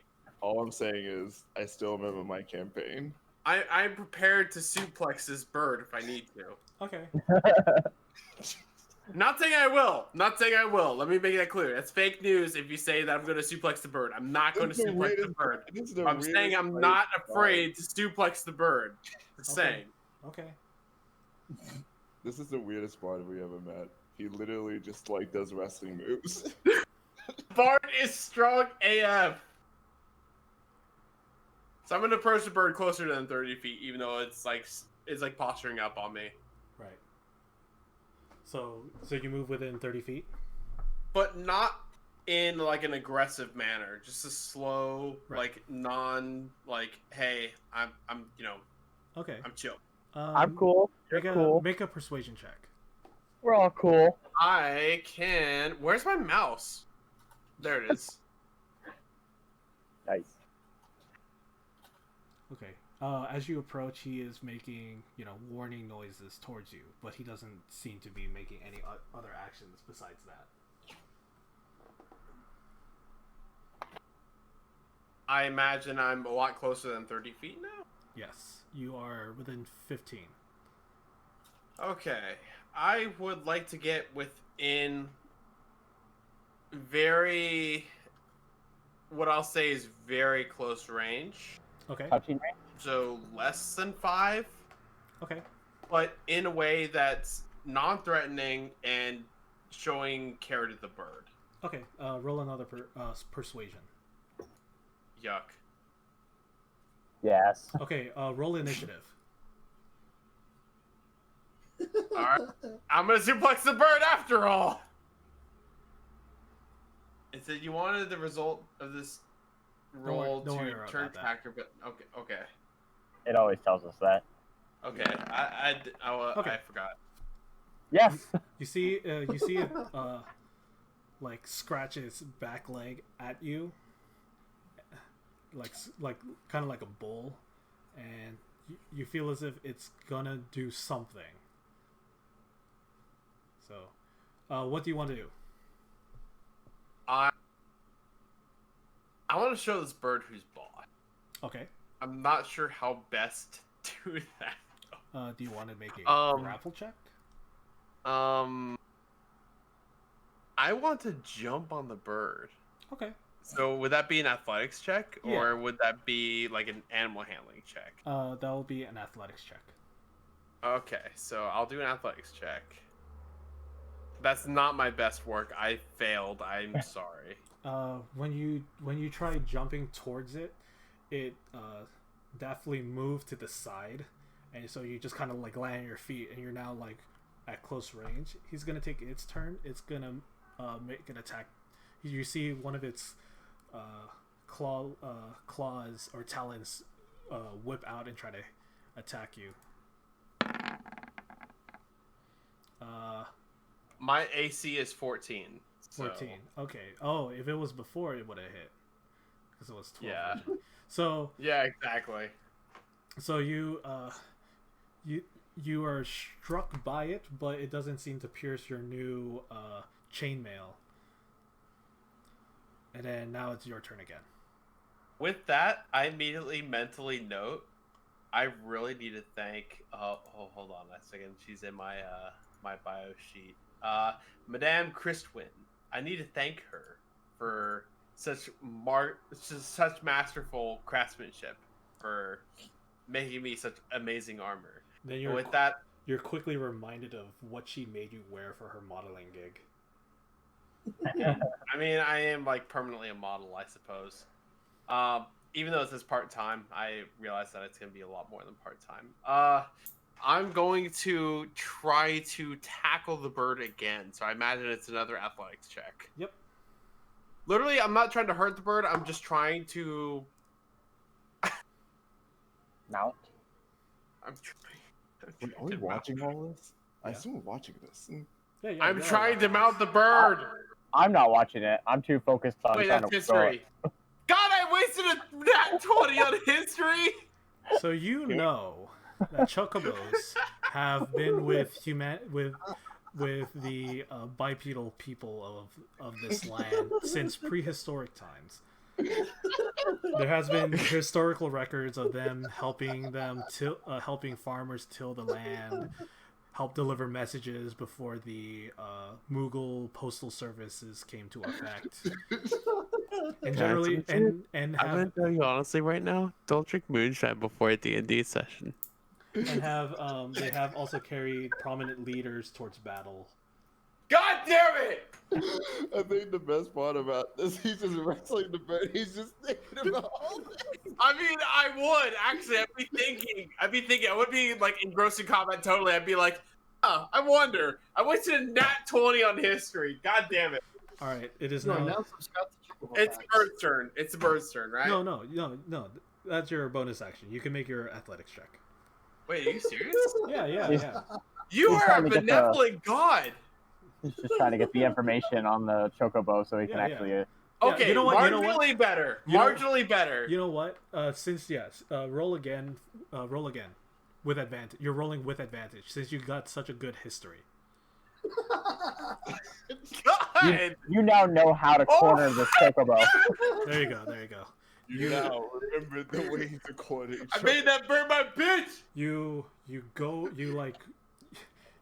like sumo wrestler style, just like try to push the chocobo upwards, and then it's surprised by that, and then you quickly like wrap your arms around like the base of its neck, and then you throw your leg up behind it, and now you're more or less seated on the chocobo's back. Cool. Nice, good job. It's gonna try to buck you off. So What do you need to do for that? do another athletics check. Sure. Who? He is vigorously trying to knock you off, but you hold firm.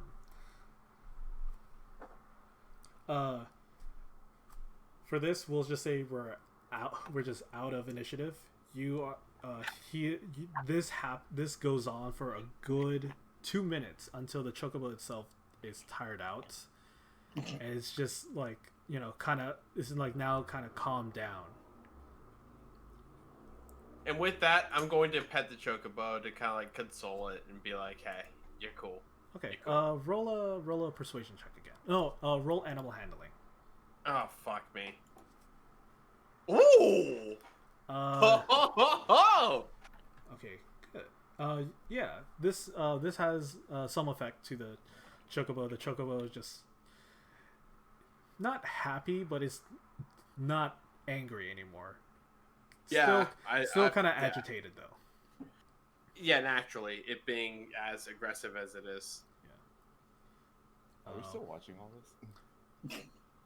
You could. I be. mean, your experience with your chocobo went way better than being like, "Oh, hey, let me try this chocobo." Yeah. But at least hopefully you've seen this, Nietzsche, so that way you can be like, do I really want to ride this bird, or do I want to ride the bird that I've made friends with and possibly have made love with? You are. I'm gonna assume I saw this. Yes. Cynthia is very impressed that you are able to get. You were able to calm down Hyde so well. Wait, his name's Hyde? Holy Hyde, shit. yes. Is the other one's name Stealth? No, the other one's called Seek.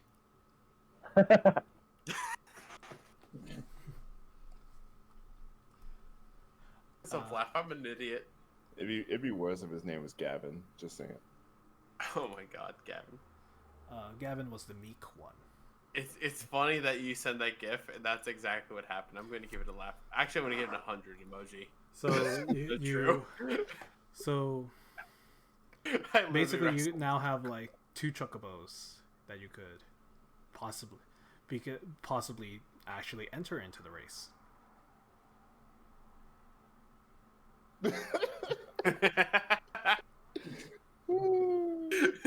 Jeez. My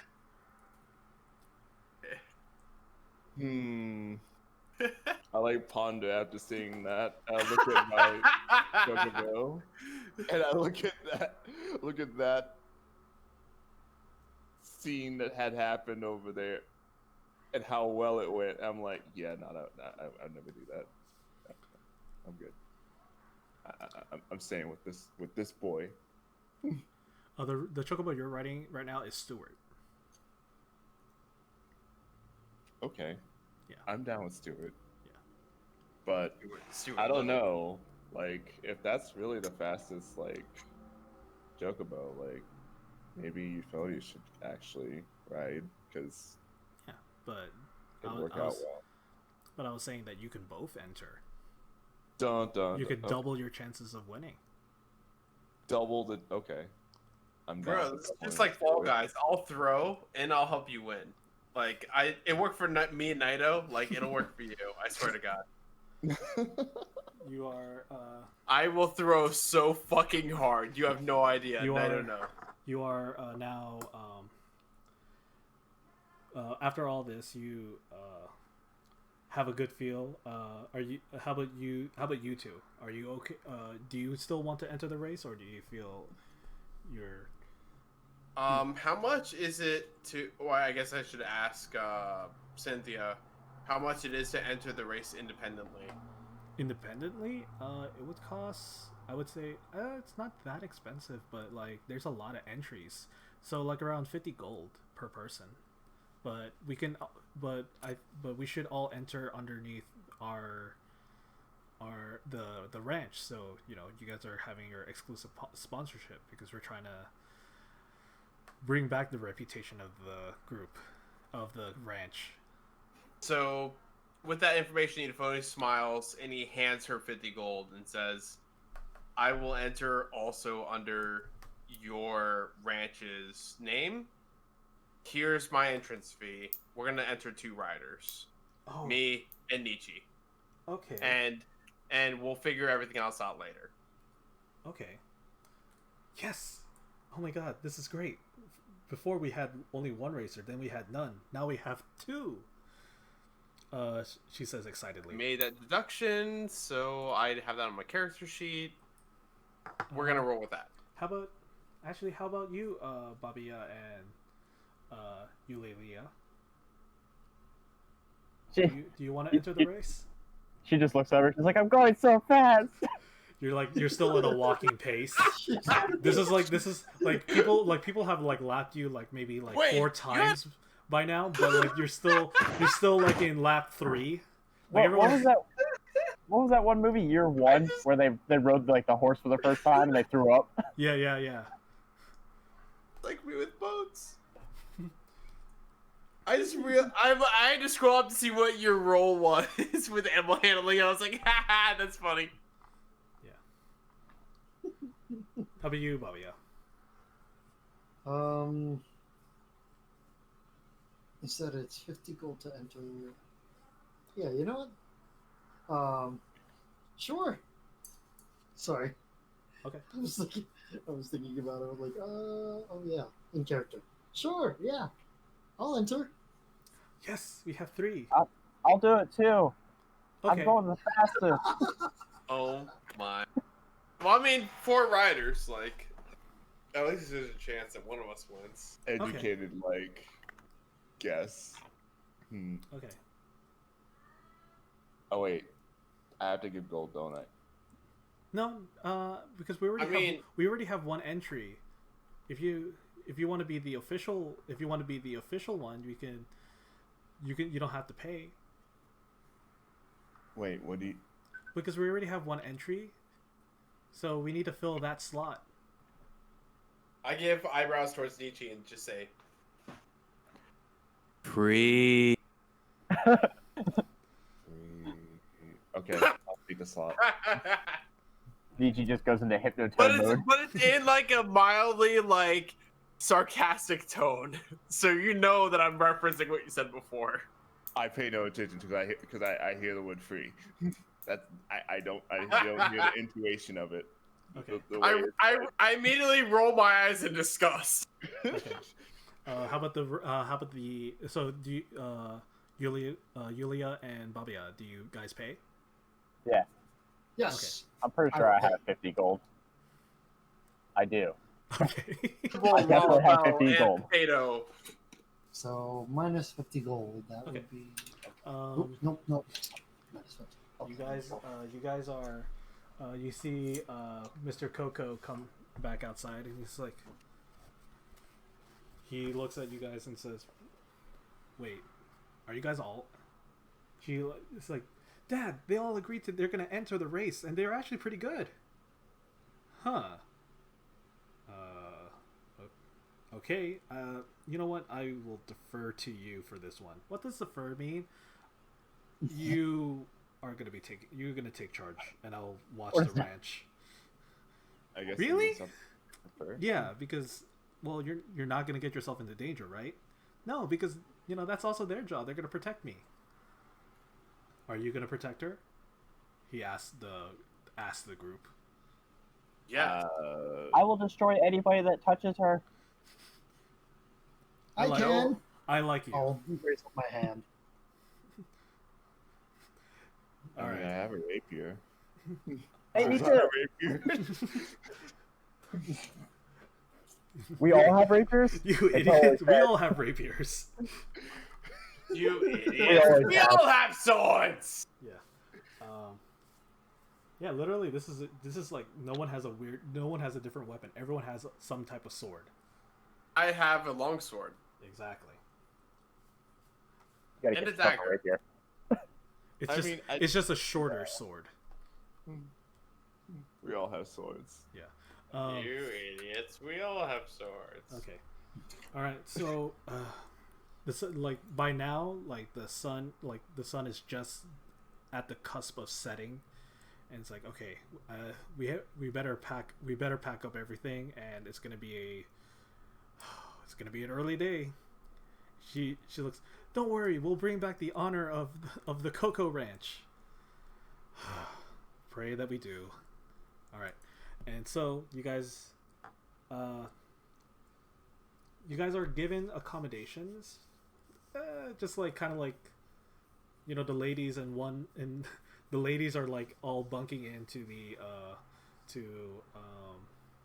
Cynthia's room, and both Euphonius and Babia are placed in like a guest room, and you guys have your long rest. That Cuddle means party. I recovered my 3 hit points that I lost that goddamn chocobo. Yep. Alright, I'm good. For perfect transparency, I'll say this: if you were to get hit, it would have done 1d12 plus 3.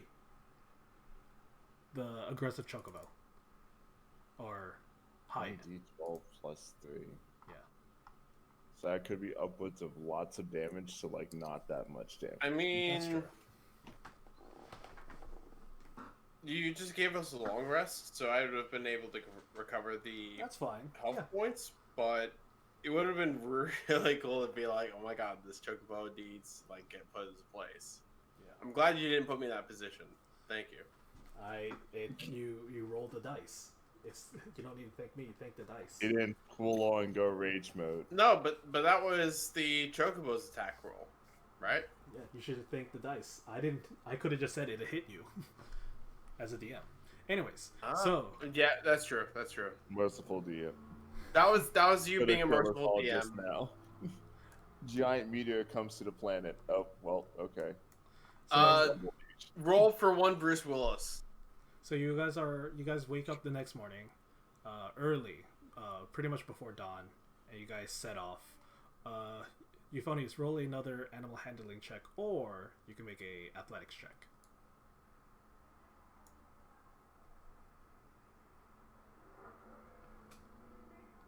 Wait, did you roll? Hello? What happened? Hello? I don't hear anyone. What happened? Did everyone die?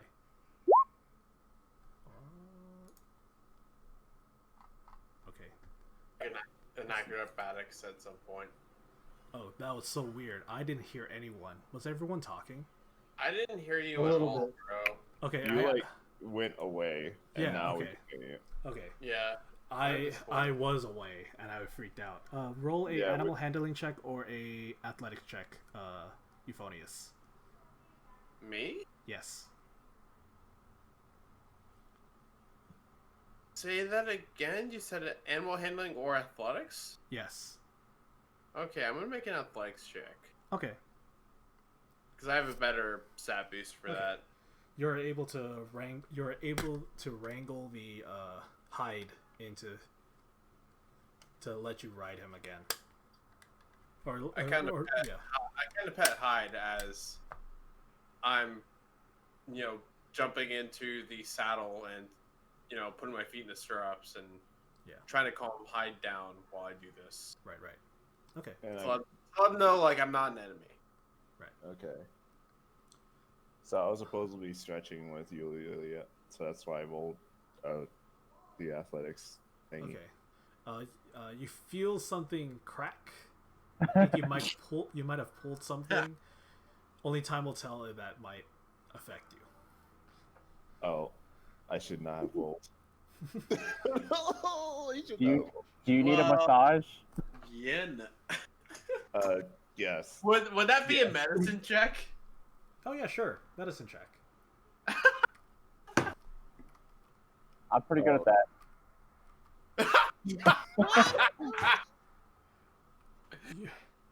You You hear feel the leg tighten up.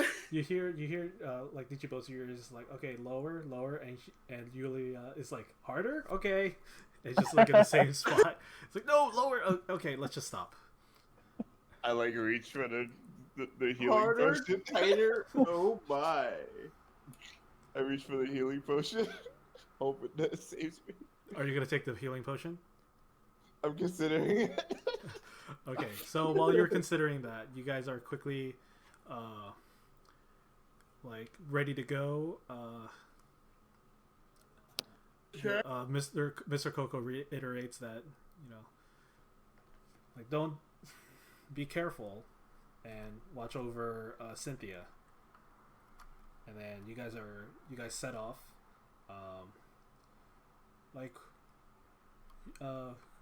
In about 2 hours, you find yourself on the outskirts of what appears to be a racetrack.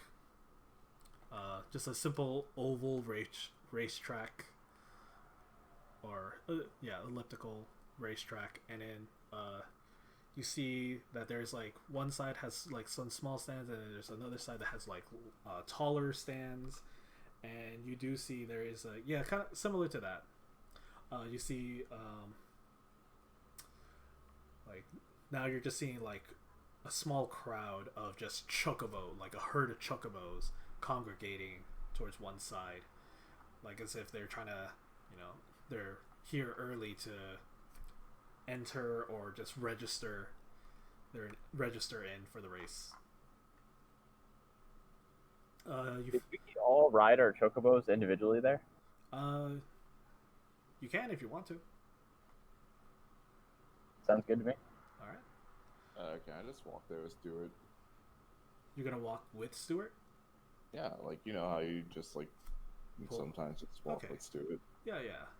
You might be a little winded in a bit because of the fact that they have a slightly faster pace. Oh shoot, never mind. Jump on Stuart. Stuart, let's go. All right. Look, why I got a little oval around me? You guys make it. What? When did I get the hula hoop? What? What hula hoop? Oh, you talking about the thing that I drew for the racetrack? God damn it! You drew it over me. No, I drew it just in the right square. I see. Okay, there we go. There we go. I had to scroll down. Okay. I'm sitting there. I'm like, dude, you drew it over me. What the hell? That's what I get from Moonshine. Go ahead. Sorry. Okay. You guys find yourself entered. You guys are each entered. You do see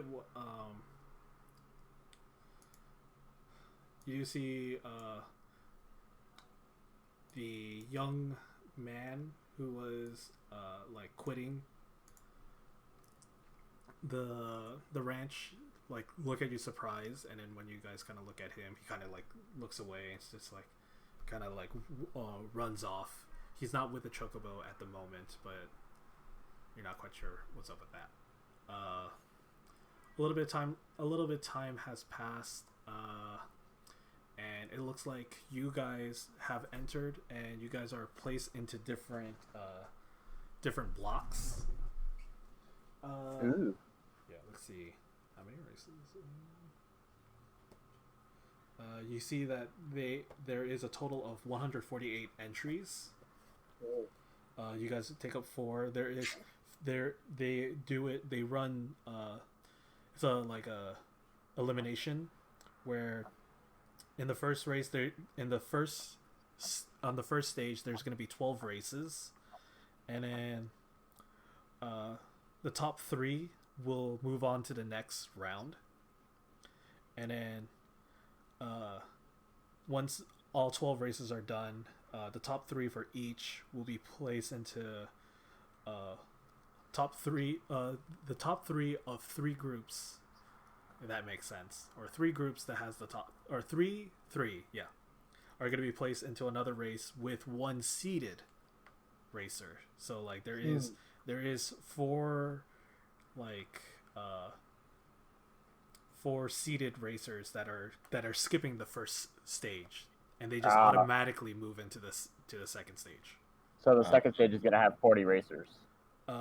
Total, yes, but they're gonna have 4 races, so it's 10. Yeah.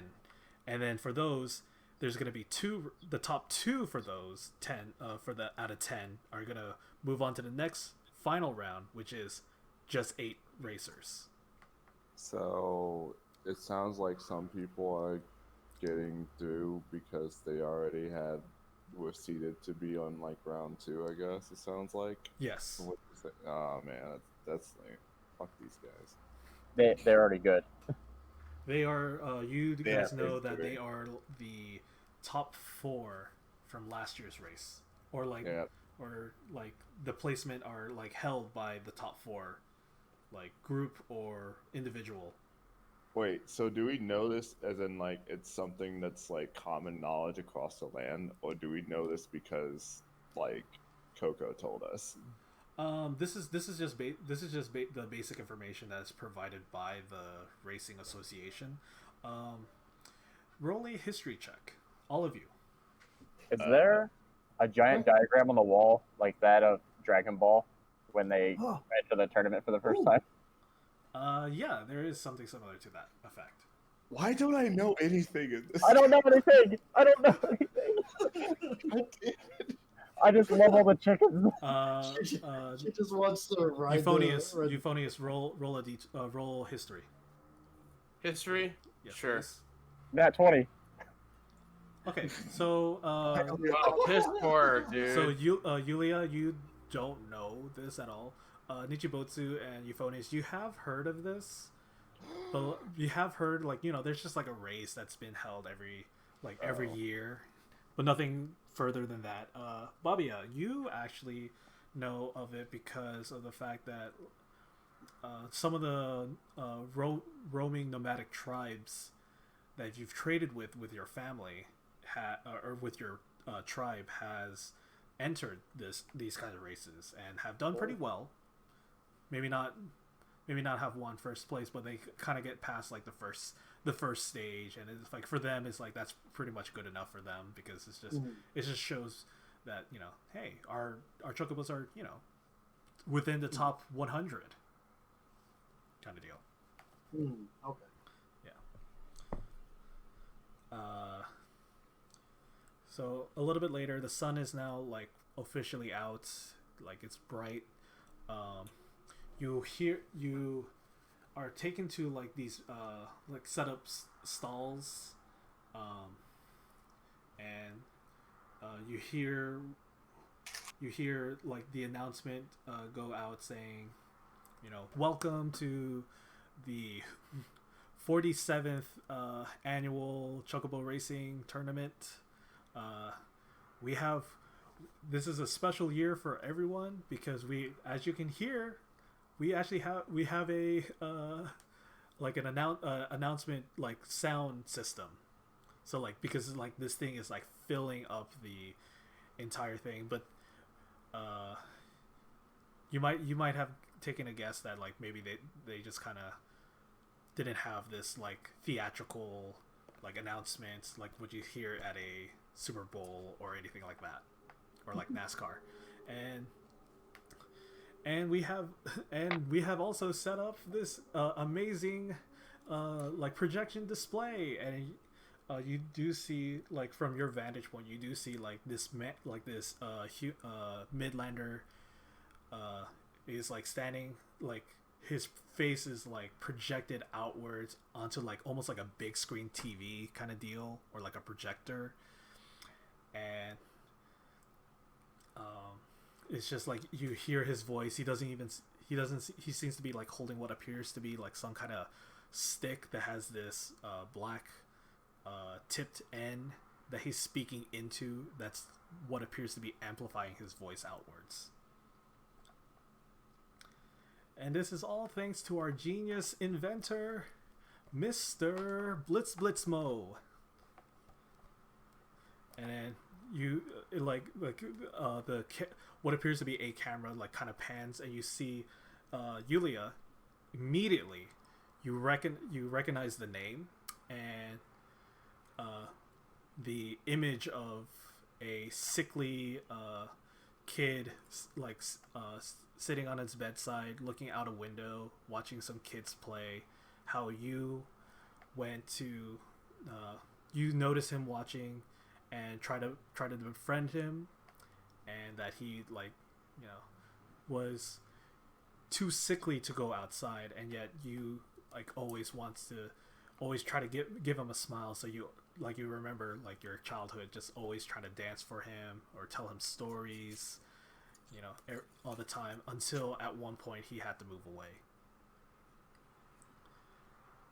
And you see what appears to be like almost just like the same face, because it doesn't appear that Lalafels even change their face no matter what age they are. But anyways, you see that he is he is still almost like short for like a Lalafell standard, like 2'7", 2'6", a little bit too thin for like a Lalafell, but you kind of might have equate that to being, maybe he's not over his whatever sickness he is, but he gives like a shy wave, and kind of like you see him like his hands is kind of like almost fidgeting with some kind of gizmo.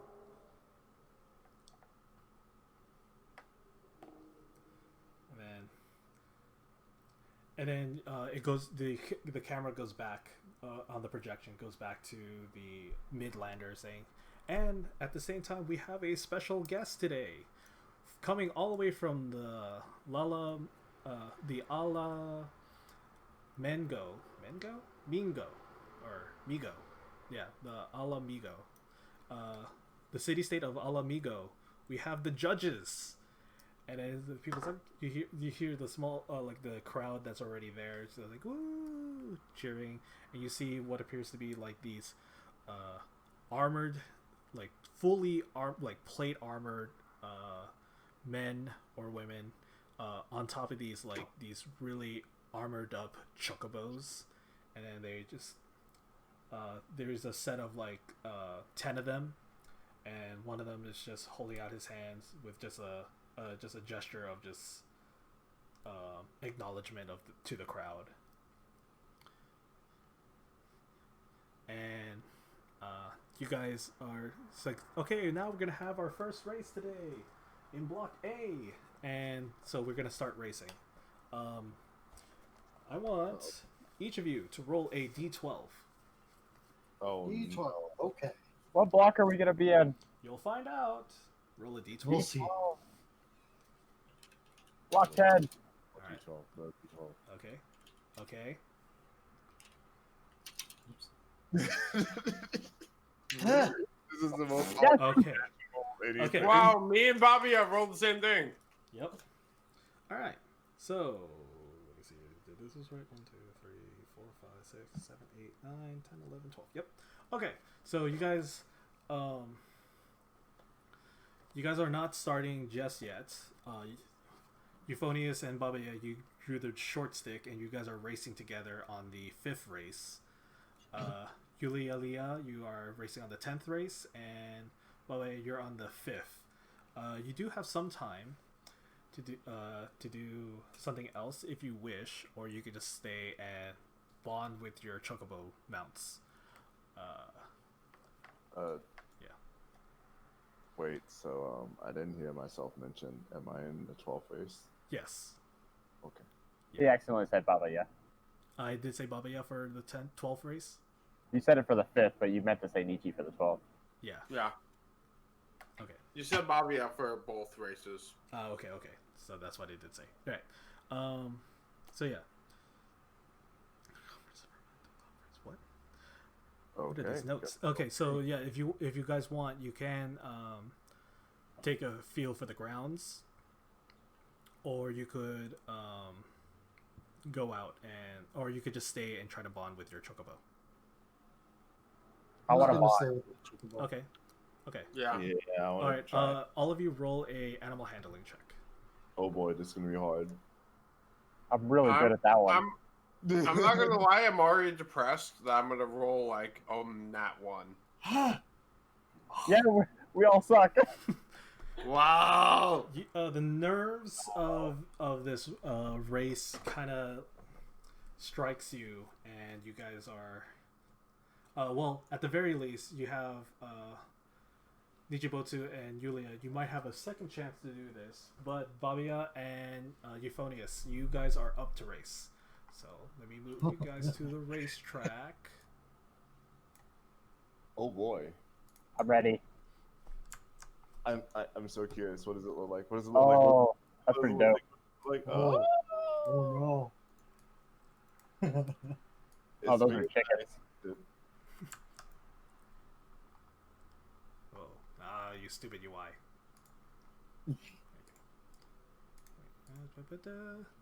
Copy. Paste. Pull out the greater dragoon comes in, kills everyone. Paste. Paste. Yeah. You thought you were doing a racing 5, mission. 6, Turns out it's the end of the world. 8, 9, Typical anime plots. 11, 12. Alright.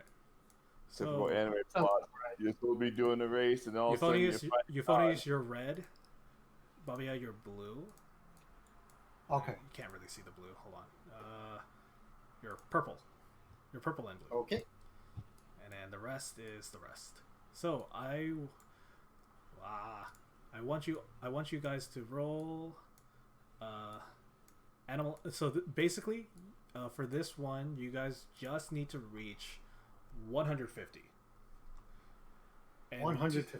And the way to do that is you have to roll your animal handling check, and then I have a DC, and if you pass the DC, you will get a certain number of points. Oh. Okay.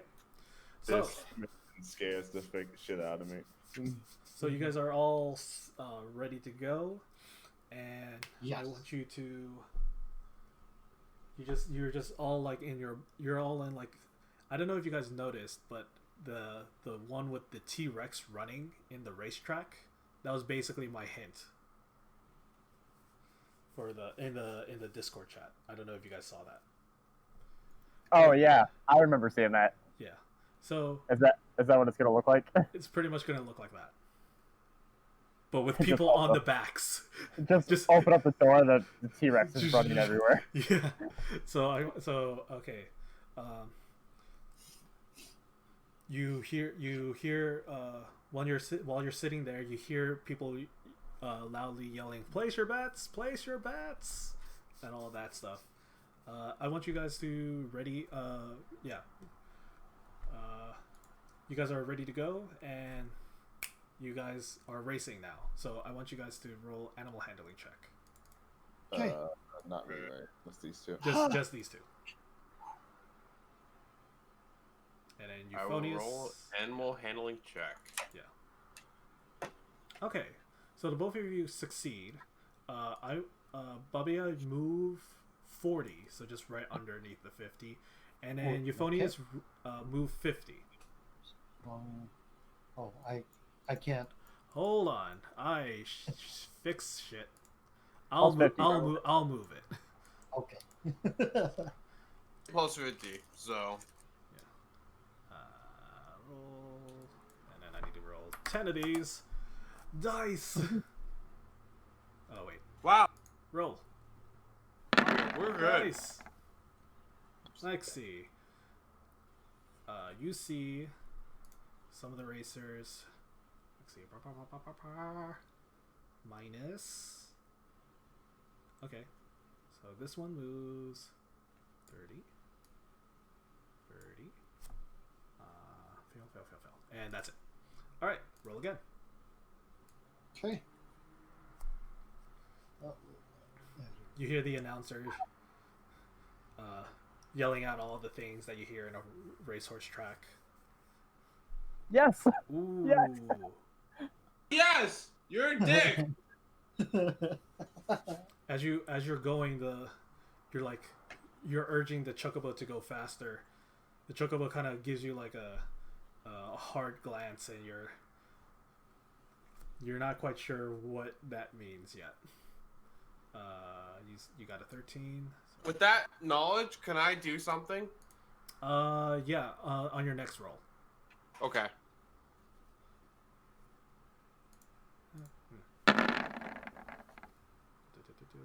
Ooh, natural 20 and natural 1. Wow, double. Wait, whoops. Did I rolled too many.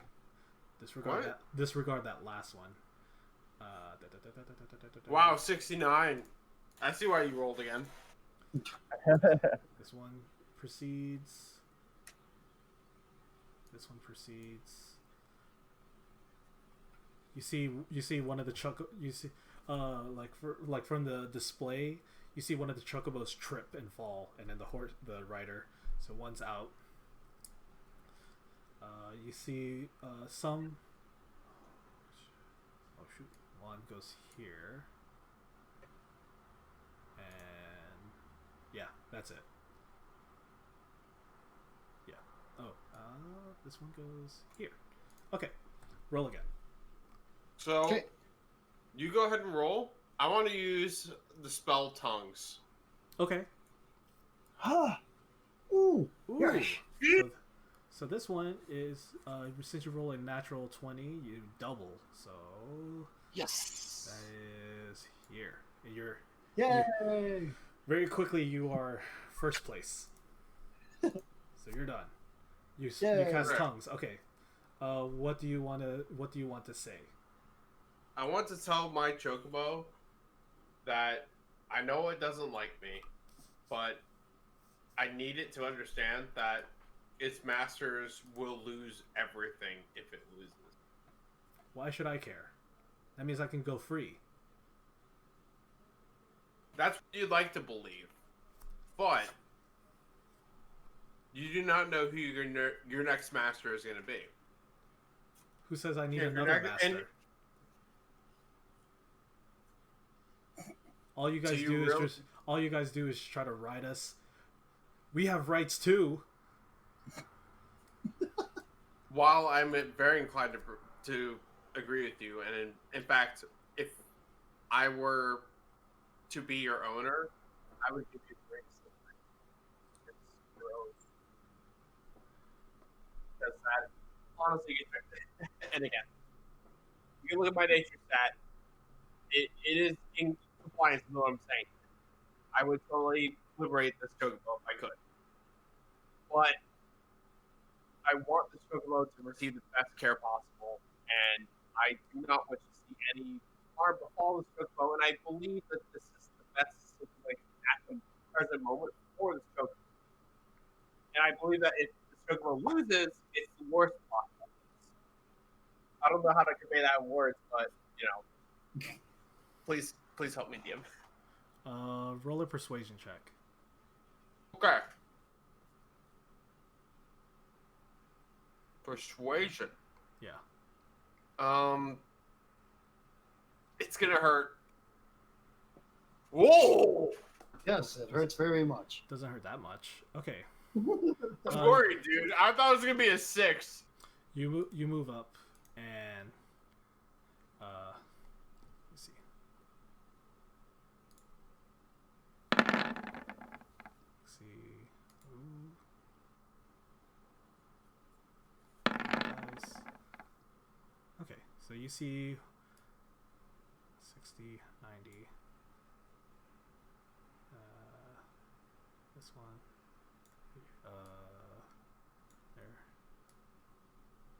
There. And then there. And you hear the Chocobo's like, fine. I'll show you how well I can run. And then I want you to go again with animal handling. Fall off. Huh? Okay, that's fine. You do make it, and you do cross. Based on that, you hear the announcer. We have our top 3. We have. Did we name your Chocobo, B-boy? I did not name the Chocobo. I thought it already had a name. Yeah. No, but did I name it? I don't think so, actually. Okay. So I do remember Steve. Okay, his name is Bert. Bert. I think it was Bert. Yeah. So we have 2 promising riders from Coco's Ranch. We have Bert and Ernie. No, I mean Bert and Hyde. And then coming a third is Big Honker. Dude. Dude, come on, man. Of course me and Mark would have Bert and Ernie, dude. Jesus. I literally look at my Bert B's lip balm and I'm like, that's it. Or like chapstick, and it's just like, oh, I'll Same take lip it. balm, dude. But anyways. It's a good lip balm. Yeah. Anyways, you have okay, so your guys are good.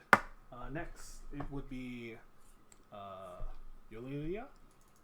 Would that be it? Who would be next? 10th, yeah. Somebody's muted. Oh, Zombie's muted. I did not know that. So, Welcome, Zombie. Zombie, it is now your turn. Yep, 10th race. Yeah. So you're got your you got your animal handling ready to go. Yeah. That would also explain why you guys didn't hear me say I should have bet on big honkers. Oh yeah. You should. Oh yeah, we didn't hear that. That's the only thing I said while I was muted, as far as I know. I'm mildly disappointed in you. Okay. Yeah. So roll your animal handling. Bam. Bam. You're making headway, but you're not progressing. All right. Let's see what everyone else is doing.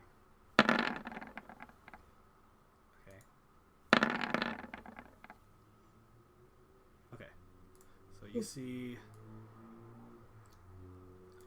some have progressed, and the rest is not doing that well. Oh wait, one more. And this one. Okay. Go again. You could do it, Chocolate Thunder. Okay, nice. Progress.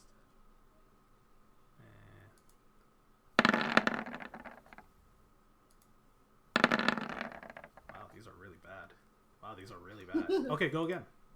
The 10th race is the Chocolate Lucky Thunder's you, time to man. shine. Right? Chocolate Nice. Thunder's gonna shine. This one's the slow pokes race.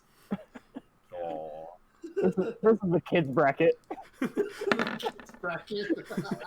You do see a lot of young folks. Okay,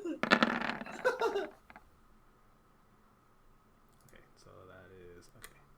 This one, wait, this one goes, and then this one goes. Okay. Wait, no. It would be 1, 2, 3, 4, 5. There you go. This one, and one more. For me? No. Ah. Sorry. I was just making sure you were done. Actually, go ahead and roll. Like, Wait. figure out this.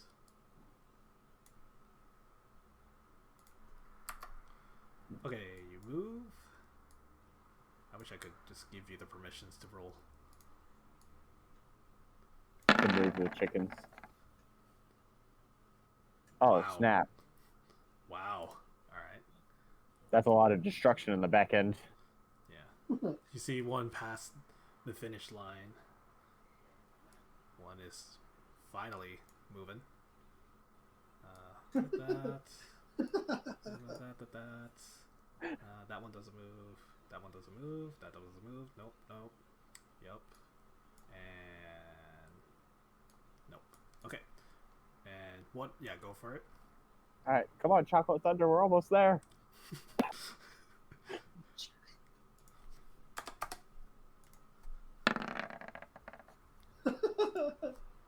No. God damn it. There. That's the number I wanted.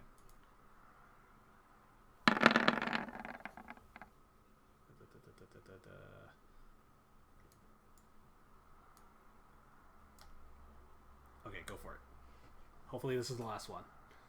No! Yeah, you do. I made it! Yeah. Okay. Nice. There you go. Chocolate Thunder did it! I should have planned this out. I planned it out, but I wasn't expecting it would be this daunting. You weren't ready for the kids bracket. Yeah, I wasn't ready for the kids bracket. Okay, Nichibotsu, it is now your turn. Oh boy, this is gonna be sad. Yep. It can't be as sad as the kids race. I don't know, man. This one This is is- 11 This dice. feels like a really rough situation. Go for it. Nietzsche just makes the chicken fly. Nice. Just immediately just start flying across.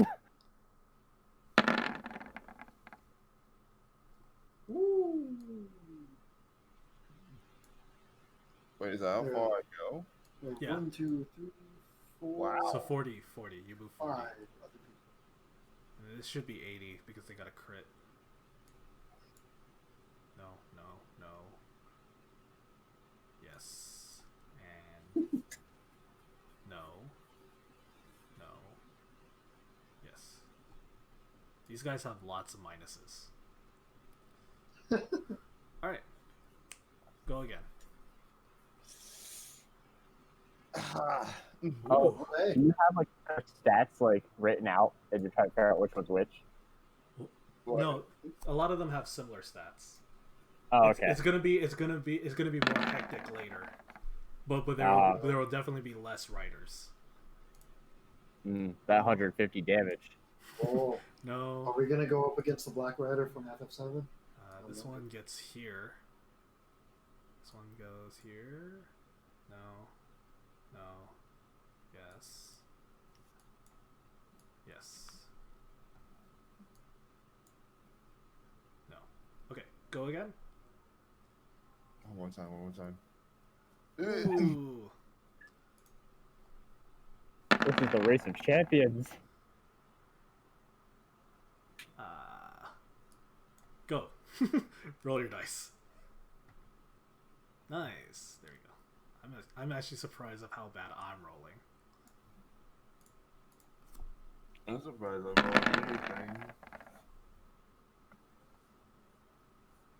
Well, just you wait. The race is just beginning. Okay, one last time. I love how these rolls are just like, nobody's going anywhere. There you go. You pass the finish line. First, Yay! who's next? Ooh. We all did Oh, it. Jesus. 20s, man. You know what? I'm just gonna. Well, good. I'm wasting all the 20s right now. So these two. This one is. Madam Pexalot. And this one is. I like how they all have names. This one is. Howdy. Junius. This is Junius. Do you know what this one Junius. is? I need some Oreo cookies real quick. Give me right back. Okay. You can take this time. Yeah, you can take this time. So this is actually is a break time. So you guys find yourself back in the stables. Some time has passed while they're finishing up all the races. Nichibotsu was the last race, and you guys are suiting up or getting ready. They're getting ready for the next one. There's like some performative things happening, like like horse dance or like chocobo dancing stuff, like acrobatics and all that stuff, all that jazz. You guys find yourself inside the stables over here, and you guys are placed fairly close together. Let's see. I heard something. Oh, and the mute just exploded. Please.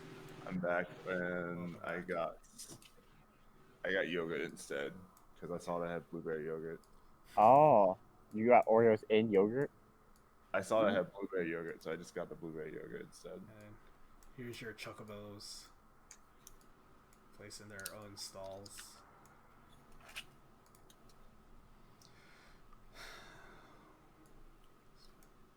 And there is a Cynthia with you, and she's like, "Oh my god, you guys performed so well. We might win this. We might win this." Chocolate Thunder was great. She tilts her head, like that's not chocolate. Okay, that's fine. She just can't stop. I mean, I guess we did pretty okay. I mean, you guys got first place in all your races, right?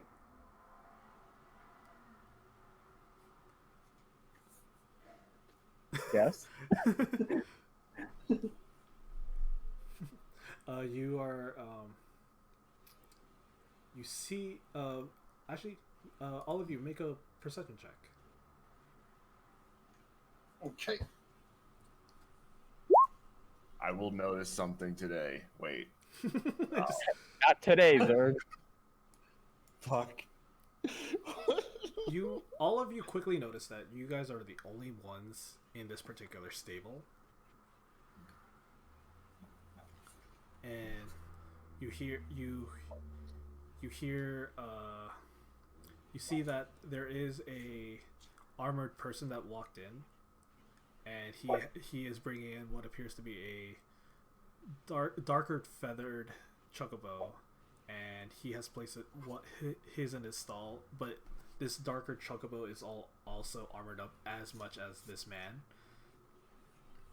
And you see, you recognize that this is like what you heard before. This is one of the judges that you heard about. Oh. And he's like, "Hello, it's nice to meet you. I have some questions for you. We have been told by one of the contestants that you guys are doing something unsavory in the background to help you win your races. Is this to be true?" No. I'm giving Chocolate Thunder lots of pets. Roll a persuasion check. Both you and Yulia. Me? Ichibotsu and Yulia. Oh, no. How did I not fail? Whatever. Oh no.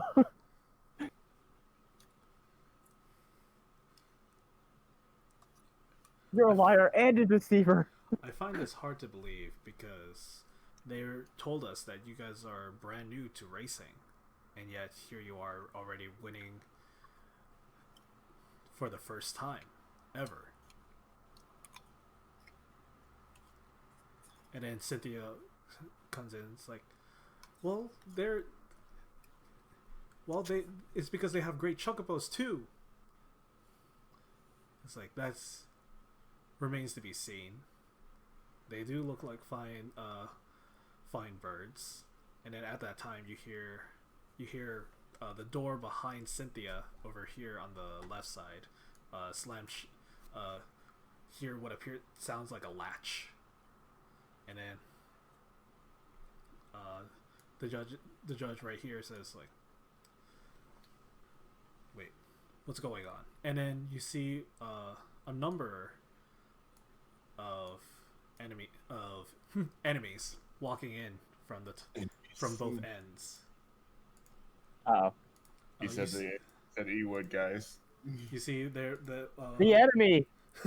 you see them holding what appears to be maces, slamming it, like patting it, saying, "It seems that the Cocoa Ranch doesn't know where their place is, and I want you all to roll initiative." We're going in, guys. Get your shovels ready. We're all going in and we're all coming out. That's how it works, right? Yes. I think.